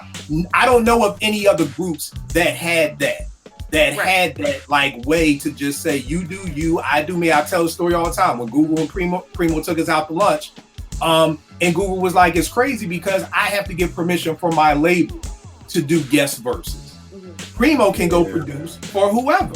Now, is that Primo's fault? No. It's the record label's fault. That's a fucked up thing. Truth be told, if it's like that, we're both signed to the deal, Primo should have to get permission to be able to go out and do it. Here's the thing. Nobody should have to ask fucking permission, period. We all grown ass people. So we, at the end of the day, I'm signed to your label, but damn, I got to ask you if I can go be on this other person's album. Like, that's kind of screwed. I'm gonna get to you, babe. That's kind of crazy to me, you know, but I understood Guru's pain even when he's talking to me, because he's like, yo, this shit ain't fair. Like, how am I supposed to get the bag if I can't go out here and do my thing? So then that's why he had to go kind of get a whole separate deal, and I don't know how he was able. I want to say Jazzmatazz was on Chrysler, and I think they both were on Chrysler, so maybe they did some deal like that. But, you know, but so marriage isn't the best example as a metaphor for this, because marriage obviously, and you're talking to me, so marriage is. Oh my God, you're in love. I'm sorry. I should not. I should not get brought up after. I'm saying, Portia. But you're saying. No. What I'm just all I want to say is I don't agree with the marriage analogy, because there's a lot of underlying things that happen in a marriage that make a man and a woman be loyal to each other and not want to go outside of that institution. Open marriages, I do not subscribe to that personally, and I cannot understand it in my brain. So for me, like, whatever on that. But for marriage, that metaphor, I don't agree that that's a similar thing. I mean, we could look at friendship. Guess what? There's a lot of things. Exactly. There's a lot of great things that me and one of my best friends have grown up doing and everything like that. But if what you're saying at the end of the day is that, well, let me just ask you, it's a very yes or no answer. Are you saying that Premier, being a good friend, keyword is good friend, should not produce for other people because Google, it would hurt? And I'm not saying it's like belittling, but it would hurt Guru's feelings. Guru would be mad because you said you can't be mad if your best friend gets mad or the person over here gets mad. So is that what you're saying? That if I don't want to hurt my best friend's feelings, I can't produce for anybody else? All I'm saying is it's up to DJ Premier. If he's okay with hurting Guru's feelings, by all means. By all means. But you said it. So at the end of the day, if I produce for anybody else, I'm hurting your feelings. So if me and you are a group, me and you got the Apartment 5B group, I'm the producer, you the rapper, and I go out here and I produce Vegas album, that's me. Now you're mad. So truthfully, well, if we're 5 albums deep and people know us as a collective, yeah, I'm a little hurt. I'm gonna feel it. Primo started doing outside production after Daily Operation, so that's their third album. Second album, according to Vegas, there's no more Mr. Nice Guy. We're 3 albums deep, and you go and do all this outside stuff and whatever. Yeah, I'm gonna feel a little bit of a way. Yeah. Well, man, you just don't have to feel the kind of way. Yeah, but here's the great thing, Porsche. You right now may be breaking down why every rap group has broken the fuck up. Yeah, of course they have. Because it's deeper and it doesn't happen now. Because back then, because we don't start groups because of bullshit like this. Right. And it's only because in the 90s there was enough time spent, and this is psychological. You guys fact check me on this. No matter who it is, you could be perfect strangers, but as the more time you spend together, you naturally and organically develop a camaraderie together, and eventually that will become a friendship. Whether you want to believe that or not, it's the truth. Now, what happens is we were in studios together back in the 80s and the 90s. We were not emailing tracks to each other. We had a bond. We had a physical interaction. It didn't have to be intimate. It didn't have to be weird. It was just together. We were with the engineer. We were with the producer. That's why you see all these videos of studio sessions and everyone's having a great time because they're with their boys. They're with the homies. Everyone's cool. Yes, that's why they broke up. That's why it can't ever work, because you feel away. It's like people who say, "Oh, I'm cool with the friends with benefits thing," and then someone catches feelings. 99. I can agree to that now. I agree, Porsche. I agree with you. I just think that this is why we're at right now, because what's happening is I think people have realized, why don't we have R&B groups anymore? Because we know the lead singer's gonna go solo. So why even fucking bother? Why don't we have any more rap groups? Because we know the producer gonna go produce for somebody else. So why even bother? It's why I said earlier, Little Brother should have seen the fucking writing on the wall, because the shit been happening for the past 25 years. This is what happens. And for me, I can't expect you, if we're married and I have a hobby and you don't, I can't expect you to fucking get mad at me because I want to go hang out with my boys and you don't have shit to do. We must spend time together, but you have to find your own thing too. Like you gotta find some peace where you at too. So guess what? I'm a fan of Biggie and I want to produce for Biggie. Sorry, nigga, go to Sky Zoo, open a goddamn food truck. Go get a hobby. You've been in the studio with me for 3 albums. Why don't you know how to produce? You should learn how to produce. Why don't you know how to produce? Guru and CL Smooth should be 2 of the dopest producers in the world. Nigga, you been in the studio with these niggas for the past 10 fucking years? Nigga, you better learn something. Vegas, what's up? Well, two things. Yeah. Well, let Rhett go. He didn't really get to talk. He just laughing and shit. I'm just listening. This shit's funny. First and foremost, Guru does know how to produce. Code of the Streets, he produced it first. Well. The key word I want to use is well. Yeah. That's subjective to you. Nigga, anybody like Bald Head Slick album? People do. People buy that shit. I'm not saying I bought it. Like brought that shit, man. Okay. Stop. People, we all know stop it. I was surprised by that. All I'm gonna say is that he does know how to produce. That's what the point of the whole thing was, right? Well, the key thing was that the point? Was that the point?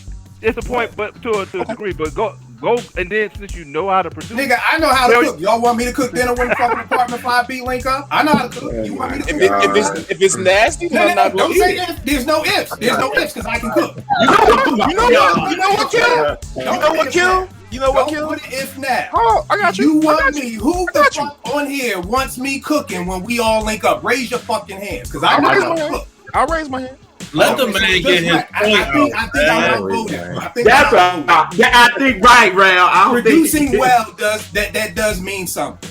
That I know does it mean does. something. I'm being Burn and kill. Let the man get his point out. Man, y'all just destroyed him as soon as he got It's okay. Well, it's okay. I can't get graphic. Well, it's okay. I know It always happens. They don't do them well. So, and don't nobody want that half-ass. So it always happens, Rel. It's cool. Go ahead, man. Let him get his point out. Go ahead. I already put it out. Y'all chopped it up like it was motherfucking Jackie Chan on Christmas New Year's. Fuck it. I agree. It is what it is. I agree. The point of the conversation was, and the way I took it was, from a technical standpoint, you want people to learn how to produce, but they're never going to be as good as the person that they're learning from in that retrospect. We talking about fucking goats. Learn from Marley. I think Pete is doper than Marley. There's no you can't. No. You learn Pete from? and Marley are not in a fucking group. You mean that nobody in the group?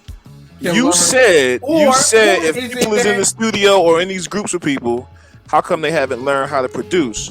Some of these motherfuckers don't want to produce. Some of these niggas don't read. Some of these niggas can't count bars. Okay, come on, Kill. You in studios, right, Kill? Kill, you in studios, right? Some of these people, you wouldn't want them to produce a fucking rat trap. But Rec, can I ask a question? Right. Go ahead, of course. Whose fault is that? Guess what? I've been That's in their own Guess fault. what? That's their own fault. We just hired somebody to work with me, right? And I'm working on making sure that she's reaching all her goals. And one of the things I'm telling her is, yo, you're in this nonprofit world, poke your head in every office. Learn about the finances. Learn how to grant write. Learn how to do all these different things. So nobody told me that. So what happens is a lot of people come to Studio Rec, and you know how many MCs who I have worked with over since 1991 who have said, Kill, show me how to use that. Fucking zero. Right. Zero. Now, one person never fucking asked me to show them how to make a beat. So whose fault is that? That's their fault. I'm with you. It's my fault that I didn't say, you know what? No. Let me poke my head in all these offices 22 years ago. Because if I did, I'd probably have my own organization. I'd be writing my own grants. We'd all be getting paid because I would have had somebody paying a partner 5B for something. That's my fault. So now I'm passing knowledge on to my young John. Like, look, this is what you need to be doing in order to make sure that you're good. So again, you're absolutely right. Guru can produce. I don't think he's produced well enough to make albums where he's able to sustain on his own. Jasmine Taz, I agree with you. Producing. Right. So that's all I'm saying is that you're right. But again, even if we're in a group, you got to find something to have on your own. Yeah, I agree with you. Because I'm going to get bored if we only come out with an album once a year. Goddamn, I can only make 12 beats a year, and then I'm just waiting. Vague, what you gonna say? Now I'm gonna get to you. Vague, I know Vague's been waiting. Well, I was gonna say what Rex said about the code of the streets, because I was actually surprised by that. I thought that was all premiere. And it's funny because it says produced by Guru on it, and I didn't believe it. So you're right, Rex. I didn't. We gotta give Guru some love for that because I did not believe that shit. And it says produced by Guru. That shocked me. I was just like, I'll be right back. I gotta pick DJ up from work. I'll be right back. All right, no doubt. Hey, Kill. Yeah, that kind of shocked me. But the main point I wanted to make, again, if anybody here ever seen a record contract, it's fucking daunting. Yeah. Oh yeah, if you're not a lawyer, you coming in there blind, yo. The minute you sign that, all of that artistic, all of that personal shit, if you take it with you into the contract, it doesn't mean shit. It doesn't mean anything. A. Marie can say what she wants. Now, if she takes those feelings and goes to a lawyer, I'm not signing shit unless you do da because I do this and that, the third. Right. Then you're getting paid for what you deserve. In some cases, like you mentioned, Kill, with Puff, it's like, nigga, I brought you there. You need to put me. So it's all the contract shit sometimes, and we could talk about it because we're not binded to a contract. Right. So we have the freedom they don't have. But when it comes to them, it's more so the freedom that the MC doesn't have. Because Primo has the freedom to do whatever he wants. Right. And one last thing on that with the contract, there are also production deals. Like, it's not just group deals or artist deals or you produce with Guru deals. There are other production deals you can sign. It's just that, to your point, producers have more flexibility, right? And artists tend to be locked in unless you're an artist producer. And that's the fucked up part. I mean, that's really, I never thought about that until Guru said that, but that's really fucked up. It's like being in a marriage and the guy can date whoever he wants, but the woman is bound and she can't.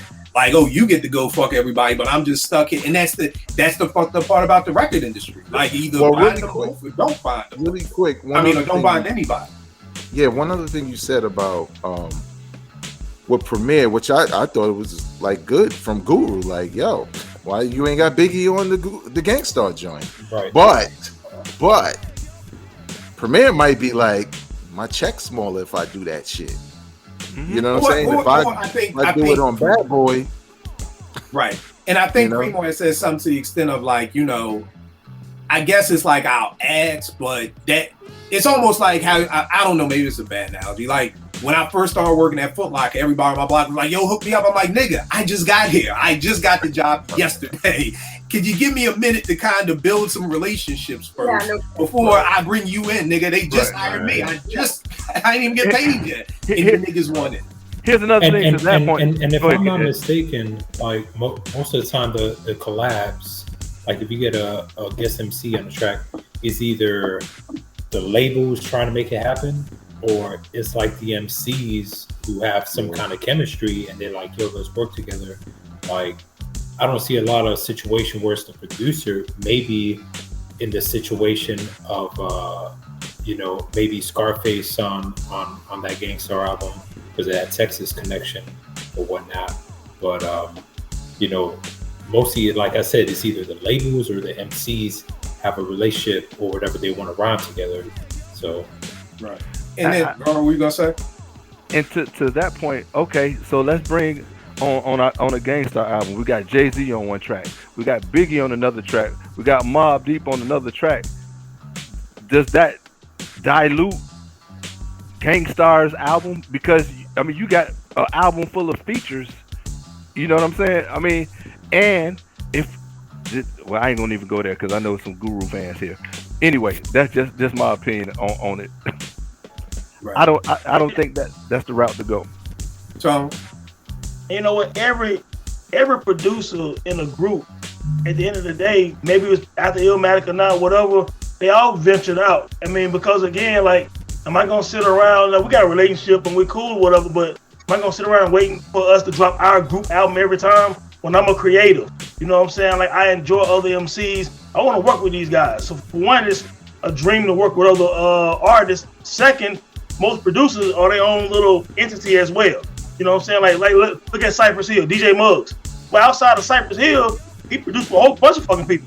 You know what I'm saying? So maybe Be Real got upset about that, maybe he didn't. But like you said, Kill, I just think that everyone in the group know the producer's gonna work with other people.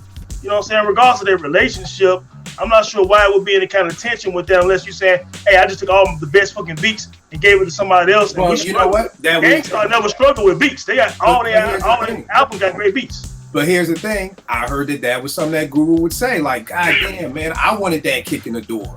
Or, yo, you ain't played me blah, blah, blah, blah, blah that you gave Jay. Or you didn't blah, blah, blah, blah, blah. So again, so I understand exactly what Portia's saying because it makes sense of why people are getting upset. I heard, and again, these are just rumors, that Group Home was pissed at Primo because they was like, you ain't give us none of that shit that Nas is like. Nas is platinum and Biggie is platinum and you ain't Nas.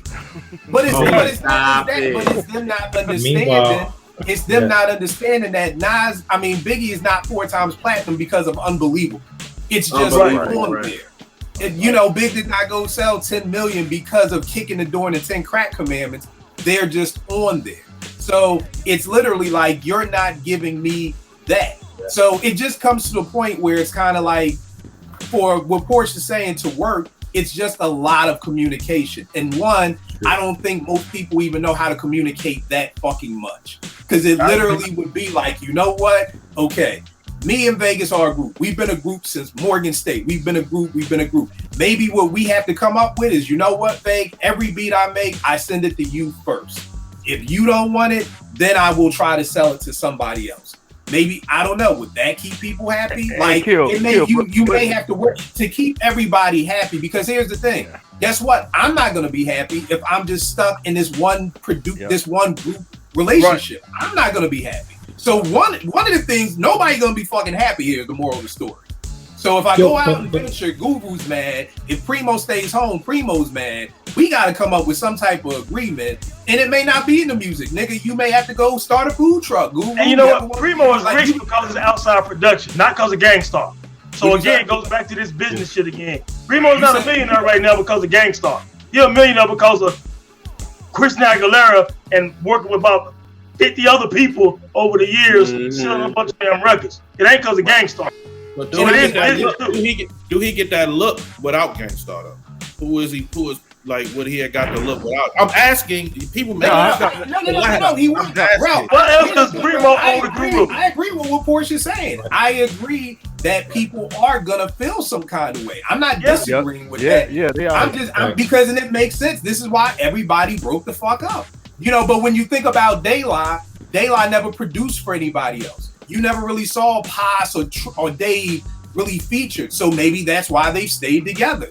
I don't know, but it's almost like, what are the inner workings of the groups that stayed together versus those that broke up? Because again, CL Smooth had a problem with Pete Rock, because now you got people in his ear.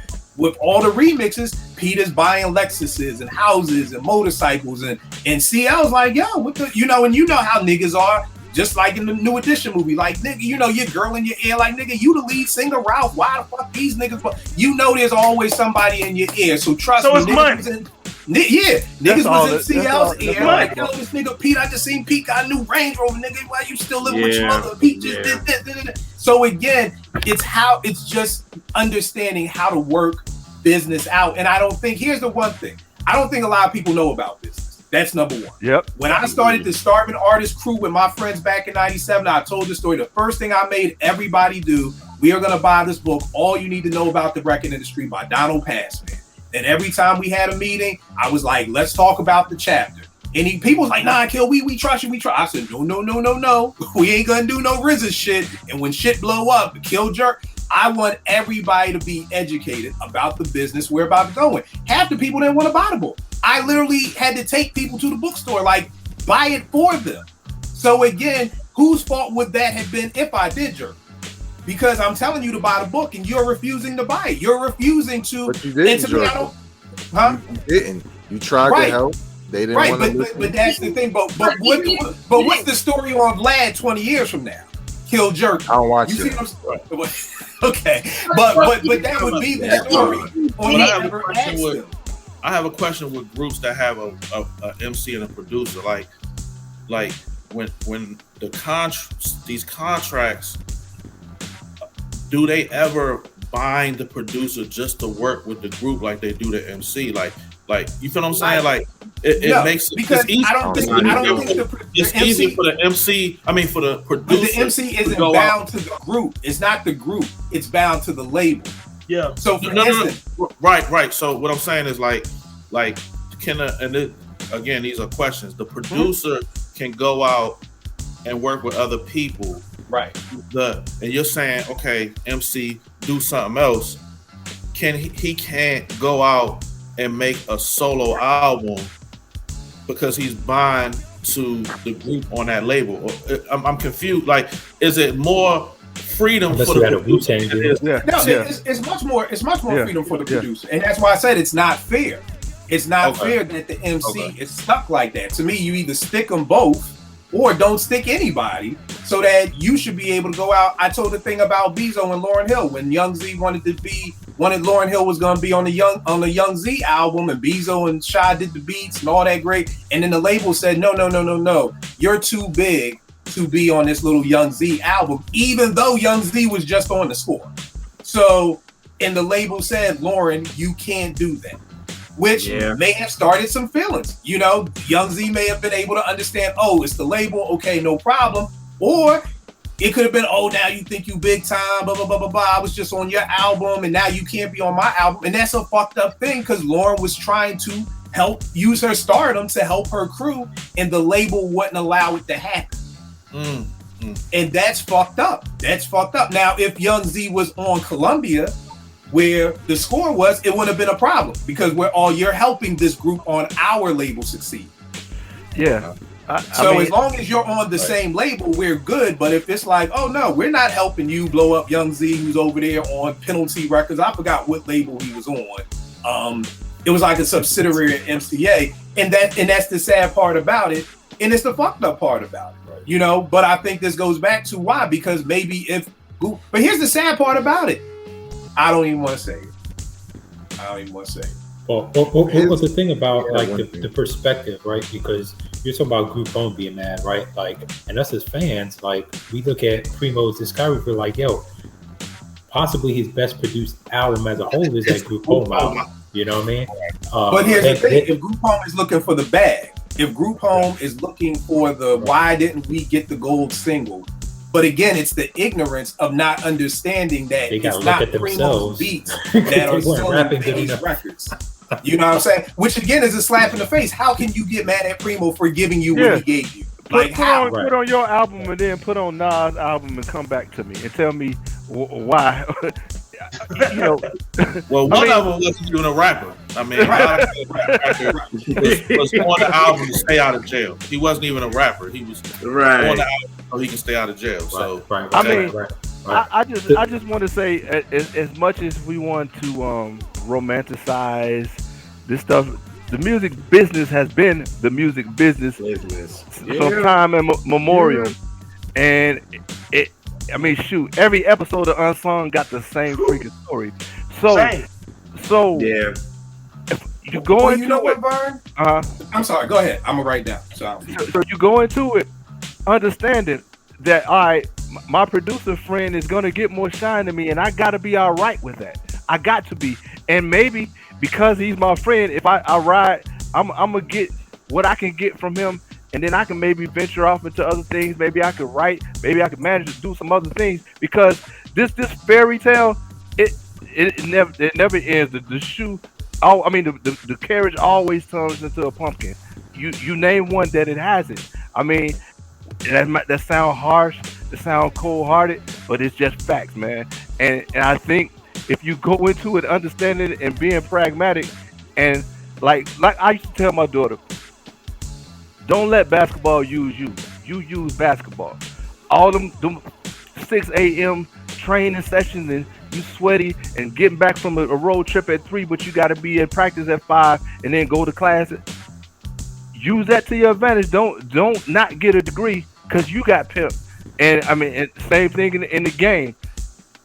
Record industry number 4080 record is shady. We know this. So go in. Eyes wide open, forget your feelings, and I know it's easier for me to say it on this side, but it's just the facts. Because everybody's pissed off when the industry been the industry. And you know what? So, EPMD is like a perfect example of this. Also because Eric and Paris, they grew up together, hanging out in 7th grade as little boys together. But at the end of the day, Eric Sermon felt like Paris wasn't educating him. To Kill point earlier, Eric admitted later he was being lazy. Paris was trying to show him the business side. Eric was flossing in his Jeep and shit, chilling with Redman. While Paris like, look, we're gonna do this, this, and this. He wasn't listening. So they had real beef over money and things of that nature because of the industry. They didn't understand. One understood business, one didn't understand business, and them two ideals clashed. You know what I'm saying? So again, you got to understand the business part. Sit down, friends, whatever, with your attorneys, with your managers, put everything on the table and understand this is how it's going to be. Or somebody's going to get upset. Or somebody's expectations are going to be off. And I think it goes back to, we got to remember that a lot of these people were signing record deals as kids. Yep. You know, most of these I was just going to say that. We're signing record deals at Naomi's age, at 17. I cannot imagine Naomi sitting down in no lawyer's office with no contract that thick. You know what I mean? Like, I can't even imagine. I feel like you always give the thing that we don't even look at our iPhone joint. Yeah, like we don't. At all. Porsche does. I'm a hire Porsche. When I blow up, Porsche is going to be my idea writer because I need somebody to watch the shit before I sign it. But I think the big thing, we don't have mentors. in this game. And it's what I'm trying to do with the young girl we just hired. She's 26, she's fresh out, and I'm like, what do you want to do? And she's talking about the job. I'm like, no, fuck this job. What is your big picture for your life? Because what I want to do is set you up in the right places, to bring you to the right meetings, to meet the right people, so I can help you reach your goal, not just at this job, but in life in general. You know, and she told me, and I said, okay, bet. So I'm gonna start bringing you some of these meetings. I'm gonna bring you in some of these meetings so I can get you around the right people so you can do that. A lot of these artists didn't have that. And that's what they needed. They needed somebody, and I keep going back to Rich Nichols, God bless the dead, who were the Roots managers. Rich was much older than them. Rich understood the industry. To me, that's why one of the core reasons that nobody talks about why the Roots is still here is not because Black Thought is nice. There's a lot of fucking nice MCs out here who don't got no job. Not because Quest is a great drummer. Rich had a plan for them. Rich, if you listen to their interviews, they talk about how the Roots picnic, Rich planned that. Being on Late Night with Rich planned that. They had an older dude who was a mentor. Most of these rappers, they get who's their manager? They man who the same age as they are. You know what I'm saying? Who they business manager, they cousin, who the same, who 2 years older than them. They just give someone a job. Yeah, they give anyone. And again, I get it. I'm not knocking them because you don't know any better. I didn't know any better when I first started in the nonprofit world. I should be so much further ahead than where I am. And I've always told people, I've had great mentors in my life to teach me about marriage and life. I never had a work mentor. I never had somebody really take me under their wing and show me this is how you could be saving money, and this is how you could be investing money, and this is how you could be doing that. And it's the same for the industry, because trust me, I'm sure the Roots are still together. I'm sure Thought and Quest have wanted to break up numerous times. But I'm sure Rich was there to be like, nah, nigga, we keeping this working, and we gonna keep pushing this. Where I heard stories about they beat albums, they were saying something like, well, we can't get Tariq to the studio, he's always at the strip club. Rich brought a stripper pole to the studio. We'll bring the strip club to the studio. Like, Rich was doing different things to do whatever he had to do to maneuver this thing to keep working. And all these groups we're naming don't have that. They don't have that person. Okay? I just wanted to point out like one common thing in this conversation that like with the whole feelings thing, and Brandy might be the exception because, you know, her stardom was already there. But a lot of these people who are catching feelings are the producer and the rapper or the singer are starting out together, right? No one's a name yet. That's where the feelings are coming into it. Even if, you know, business is business and all of that, you know, Premier will always tell the story about like how him and Guru was living, you know, and we all know, right? Because you put me on like Premier wasn't really doing production like that. So to somebody like Guru, who's like there at the beginning, and maybe he was doing more production than Premier was, he may feel some kind of way about it, you know, just because of where they used to be with this. You know what I mean? Right. So I think a lot of times it's inevitable because people are human, right? You're just gonna feel the way you feel regardless of a contract, regardless if it said it right there in the contract. You feel like there's some loyalty, but unfortunately, like Vern said, man, this is dating back to, you know, black and white on the TV screen artists, not just hip hop, way before hip hop. And everybody's not kids. Some people have people in their corner who know, who put them on, or like you, Kill, you knew damn well before we get started, read this book. You would be all right because you coming into the situation like I want this whole thing broken down so I know what's mine and what's not. Versus some people where they like we mentioned earlier, yo, this is the shot. If I don't do this, does Ralph Tresvant feel some kind of way because he didn't take that shot? Because he chose his brothers over business. So it's kind of like it depends on the person, the situation, all kinds of crazy. And I think the core piece is having that person who's in the middle to help merge all these films. Because I was thinking about The Whispers, Vern, when you were talking about all the TV shows about it. One of the things that they said with The Whispers, I think one of the Whispers got locked up. Yeah. And they said we kept performing, and you know what? He kept getting his cut. Because that was her brother. So even though he wasn't on the stage, he wasn't performing, we sent his wife the same cut he would have got even without it. And I think the core piece of this goes back to is the brotherhood. It comes back to, I think, brotherhood and personality. from what I understand, and correct me if I'm wrong, Pete and CL met in high school. CL was originally from Queens. He moved to Mount Vernon. They met in high school.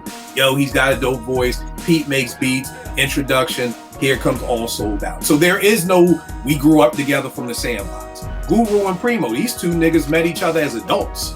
You know what I'm saying? Like Primo, I think Guru was going through beat tapes when he was up at Wild Pitch and found a Primo beat tape or something and called him. So this isn't no from the Sandbox up. These are two adults meeting and it's business.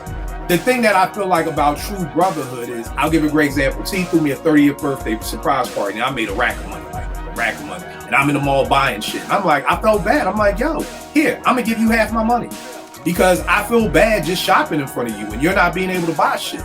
So with that starting our marriage, anytime like somebody gives me money, we split money. You know what I mean? Like that. So it's just because I felt horrible. I'm like, yo, give me them Jordans, give me that. And I'm like, she's just standing there. I'm like, I can't do this in front of you. So for me, my personality is if we're in a group, I can't have all this money and I may not give you half, but I'm gonna make sure you good. You know what I mean? Like I can't, if you my brother, I can't. And even here's the crazy part, we don't even gotta grow up together. That's just my personality and the person I am. I want to make sure you're eating too. But again, we also got to understand I'm fucking 48. Pete is doing this shit at 21. You know what I mean? Pete is becoming a millionaire at 21. I probably wouldn't have this same mentality at 21. Maybe I would. I hope I would, but I can't sit here and just be like, yeah, I'm such a great fucking guy. Until the problem isn't that. The problem is what is good. What's good now is not going to be good 2 weeks from now, 1 month from now, a year from now. So you're going to make sure, okay, we're in a group together. You're going to make sure I'm good, JR's good, Vegas is good. Well, what's good to you might not be good to me anymore. Now, Kill, I want more. And you're like, well, I can't do that. I can't give you more. You're good. No, Kill, I'm not good. So where is the line? Because actually you taught me, and I always bring this up, no matter how much you get and how much people make, they want more. They always want more. And I remember I asked you in a Spaces, when's enough? And you know what, Porsche, it's never enough. Never. It doesn't matter if Jay has 500 million, he wants another 500 million. And when he reaches that billion, he's gonna want another billion. And it just never ends. So well, I'll say this. To me, I'm good with a bill. I'm good with a bill. Like, I think there's some people who just, they want to flex and they want to be on the Forbes chart as the highest paid person in the world. I'm good at a point. I'm just not at that point. Most of us are. Yeah. I think if I was clearing $600K a year, I'd be reasonably good. Maybe, I don't know. But I just think too is the other piece is, how did the Whispers work that out? We don't know if the 3 of them was like, fuck that nigga. The other 2 had to rumble the other 2, or, maybe all 4 of them just didn't agree. Maybe it was a fight. Like, that nigga ain't doing shit. Like, but I just love that at the end, and out of all those unsuns, that's the only time that at least I can remember. And it really made me say, wow, maybe that's the blueprint to how you do take care of your brother. You know what I mean? That's why it was rare, right? For you to say, it's the only time I've ever heard anything like that happening. You know what I mean? But I think it just comes down to the business model that you put in. Like I said, before I do anything, my man, because I do want to touch on this real quick. I ain't mean to keep y'all this long. If Cass gotta go, totally get it. The Rick Rubin piece. I don't know if everybody has seen this. Anderson Cooper asked Rick Rubin, do you play instruments? He said, barely. He said, do you know how to work a soundboard? He said, I have no technical ability and I know nothing about music. And then he said, what do you get paid for? And he said, the confidence I have in my tastes and my abilities to express what I feel has proven helpful for artists. Now, and then he said, they were in a studio session and he said, I'm not listening to none of these instruments. I'm listening for a feeling and now my body's moving. This shit was so crazy to me, it looked like a fucking Will Ferrell skit. It literally looked like a Will Ferrell skit of what the fuck is going on. Did you just say on live fucking television, you ain't listening to shit? I'm listening for a feeling and now my body is moving. I don't believe Rick Rubin. I think he on some old Maharaji. Yes. Just to say, I don't believe to that degree that he said. I mean, I think he embellished like 50% of what he said. I just don't believe that, and nothing he can say is gonna make me believe he don't know nothing about music. He don't know that, and I'm just waiting on a vibe from the atmosphere. Man, get out of here. That's that Zen Phil Jackson shit. Yeah, that's shit. Hey, what you gonna say? No, I was gonna say, you ever heard of the term word salad? Yeah. It's basically, he's describing something we all feel, right? He's just putting words to it, his own words to a feeling, right? You like you said, Kill. Yo, I don't want that sample. I wanna make this thing. I can't really describe it. All he's doing is describing that feeling for you, but trying to make it seem like it's some Zen shit when he just need to go take a bath and shut the fuck up. Okay? Hello. Go shave and put on some deodorant. I totally. Well, here's the thing. I totally believe that he produced It's Yours. Because from reading all Tila Rock, for people at home, Tila Rock is sure is one of the greatest hip hop songs, 12 inches ever. Because I remember reading in so many books and seeing documentaries and Russell saying, yo, I gotta find who produced It's Yours. This song is fucking incredible. And then he ran into Rick and it was like, this white boy made It's Yours? Like, get the hell out of here. But then I also thought he did the whole Beastie Boys album, but watching the Beastie Boys documentary on Apple TV, if nobody's seen it, it's a great documentary. Basically, they were producing most of their own beats. And we all know after the first album, Paul's Boutique On, they were producing their own beats. So I do think Rick has done that.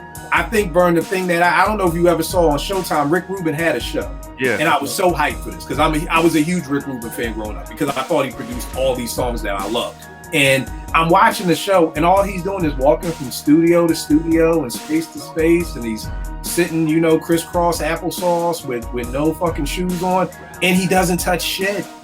He's literally just like, hey, I don't. And then he leaves the fucking room and the people are like, okay, Rick. And I'm just like, again, we need a name for this, but it's not a fucking producer. I think he's living a gimmick.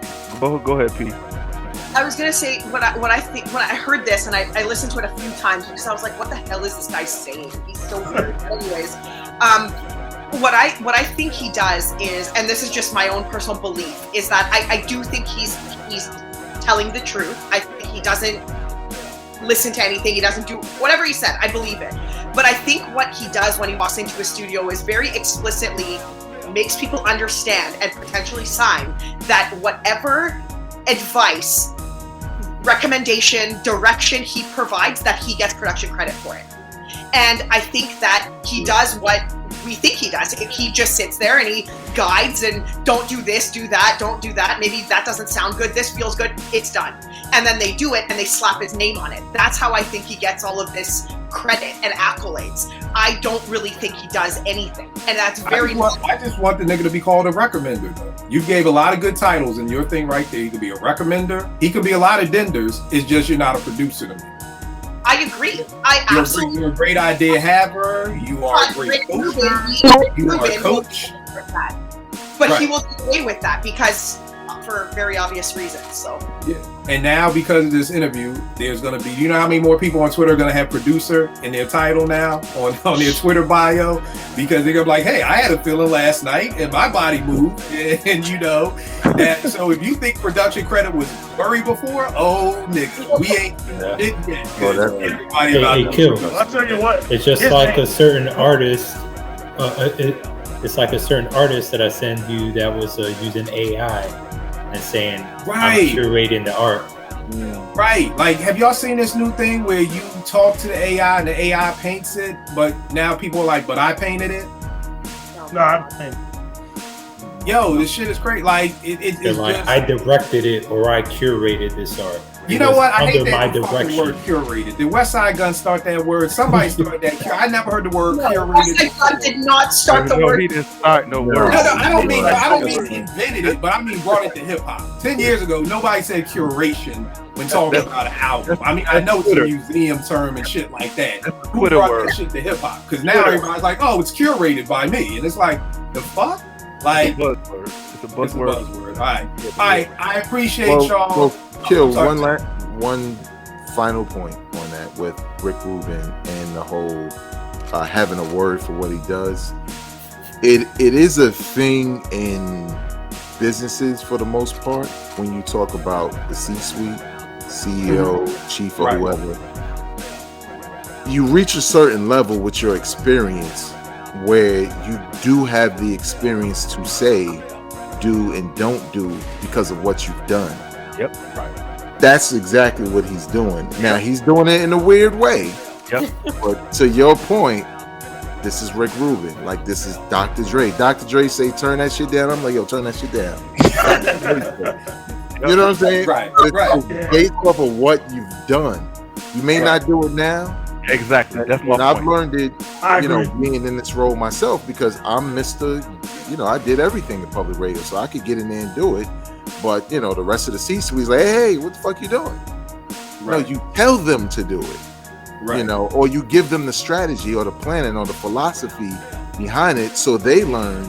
And then, eventually you get up to that same status. So I think that's what he's doing. He's just doing it in such a weird way. It's a fucking turn off to even watch. Sound like project management in the Army. Yeah. But here's the great part. And again, just give him another title. I don't want him having my title. Like, that's my only thing. Right. If you don't know how to use the soundboard, you don't. Just give him another title. I'm still with Vern. I can't believe that he don't know how to use that. Like, nothing.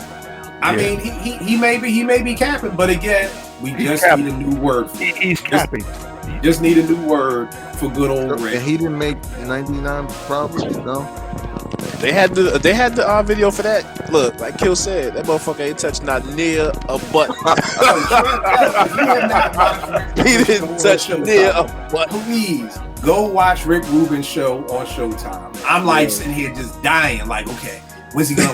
I can't wait to get to see this nigga on the TR-808. I can't wait to see this nigga on the board. And it would be like, I'm like, next episode? No, that's the season over, and this nigga ain't done shit but walk around the studio 5 times. Like, room to room. I'm waiting. Like, I'm thinking this the behind the beat with Rick Rubin, and it's like behind the sleep with Rick Rubin. Hey man, it's like finding out Santa Claus ain't real, man. Right? You telling me all that production in the 80s? I'm used to Vegas killing all my dreams, man. Now Rick is coming out. He's like, fuck it. He's gonna do an Eminem. I'm gonna tell all the shit about me, so can't nobody diss me. Because I was just like, yo, I'm waiting to see him do something, and I got nothing. Quick question, real quick. JR, you said something the other day. I'm sorry I forgot about this. You said that Terry and Jimmy gave Janet her sound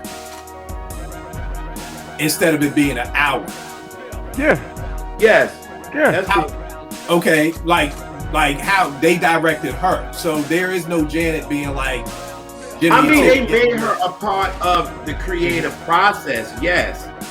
And then that, she was able to, tell her story and write and do melodies and things like that. But they definitely did that. You know what I'm saying? Gave her a sound for real. So. Okay. All right. Love it. I appreciate y'all. Rel, where can they get at you, good brother? Uptown Rel 215 on the Instagram, JVan215 on Twitter. This was a informative episode for me, so appreciate it. And prayerfully this for other people too. And before we leave, I just really want to stress to people, please talk about this. Number one, if you want to get into whatever industry, do your homework. It is 2023. Google is your friend. Y'all use Siri and Google for every other piece of dumb shit y'all do in your life. Use it for record contracts. Or use it for how to do this, or read it for how to do that. But number one, if you're getting into a business, learn about the business. Two, if you're getting a business with your friends, talk about the business up front. One of my people was like, yo, Kill, we should do a script together. I was like, all right, let's talk about the business. He's like, man, we ain't made no money. You want to talk about business already? Yes. Let's talk about business from the beginning before we get the money, so everybody understands what they're getting, what they're not getting back, and everything like that. Also, understand jobs. A while ago, I was on Twitter, and people was like, Kill, you fucked up, because I was doing a project with a person, and I said, well, the project is going, what else? I think it was like 70-30. And people was like, that's fucked up. You should split it 50-50. I said, well, if I'm producing it and I'm mixing it and I'm marketing it and I'm shooting the videos and I'm editing it and I'm doing all the album artwork, how are we splitting this shit 50-50? And all you did was rap. I just named 6 new jobs that I got But people was like, nah, Kill, that's fucked up. And I'm like, again, y'all don't understand business. I just named 6 different extra things that I have to do. And it would be the flip. If the MC was like, Kill, just give me the beats, I'll shoot all the videos, I'll do all that. I got no problem taking the 30% because I don't have I'm good. I'm free now. I done sent you the beats. I'm done. I can go do my shit. I got no problem with that. But people on Twitter were really like, people were unfollowing me and all kinds of shit. You shady, that's fucked up. Yo, dead ass. Man, people don't understand business. I see that over and over and over and over again. I keep going back now. RZA and them was janky as hell. But that episode when Divine said, listen, I got this $4 million deal for y'all, and I'm going to get 20%. So y'all can get the split, what, 3.2? Yeah. Yeah, 3.2 amongst yourselves. No, I want all of it. That's not how it works. And that's not how the world works. That's not business work. I brought something to you. Y'all got 3.2 more than y'all would have had if I wouldn't have brought the deal to you. And the other point is, we want to fire y'all as our manager or whatever, but we hire another manager to pay him the same thing that you would have been getting. So it's like, man, if not more on the back end that they don't see. Yeah. I think from a perspective, man, I tell this story all the time. All right, so in my industry, if you are on a builder account, you do not make your full boat because the company is company source and there's money that the company got to pay for all this stuff and that stuff or whatever. And some loan officers are like, I don't want to be on a builder account because I want to make all my money. Okay, I'm gonna go over here and make 80 points instead of 1.3 points. I'm giving the way to go. But I'm gonna close 60 deals this year just from that one builder. You go get all of your one point whatever on the 4 deals you gonna close, and who's winning? Right. And so people miss the big picture because they just looking at you want all of $1 or okay. I'm gonna say this and I'm in. Yeah. No, school, bro, school. So, all right. Can I make more money as being Vernon Chandler Burger Joint? I'm 100% owner of it, or a franchise McDonald's where I get 10 cents on every Big Mac I sell. Wow. Okay. Yeah. But that's you know what, Vern, that's all part of, like you said it earlier, that's all part of knowing what you're doing. Case in point, Ron Artest turned down 50 cents vitamin water deal. He got thrown to it first and was like, nah, I want the cash. If they ain't got the cash to give you, he don't know what equity is. Mm-hmm. See what I'm saying? It's all based in knowledge when you're talking about business, and we just need to learn the terms and what they're talking about with business. We do that with BI. Mm-hmm. And again, it's just about what you want to get into. I'm writing scripts now. I have to learn the Hollywood, that lane, which is totally different than the record industry lane. So I'd be a fool to try to sell a script and not have done any, background on it. But again, it's just like, even with the MCs, it's like, dog, even if I didn't know how to do all this other shit, we still have to pay somebody to do the video, right? That's right. Do the album covers. We'd have to pay somebody to mix it, right? We'd still have to pay these people. But you don't want to pay it to me? Why? And I think one thing that'll frustrate, and I don't want to speak for him, but it'll frustrate like a business man like Vern, is the information is out there. You just gotta you care enough to learn it, you will go do it. Case in point, my job, I'm in there programming lights, dealing with sound, and a lot of that I didn't even know how to do at first. Like, I wasn't really that good. But yo, you don't understand how much of that shit I learned just getting online and looking the shit up on my own. You know what I'm saying? You can go on YouTube and learn how to build a fucking house. Exactly. And if I would show you a light board that works Coliseums and stuff like that, it looks like it's crazy.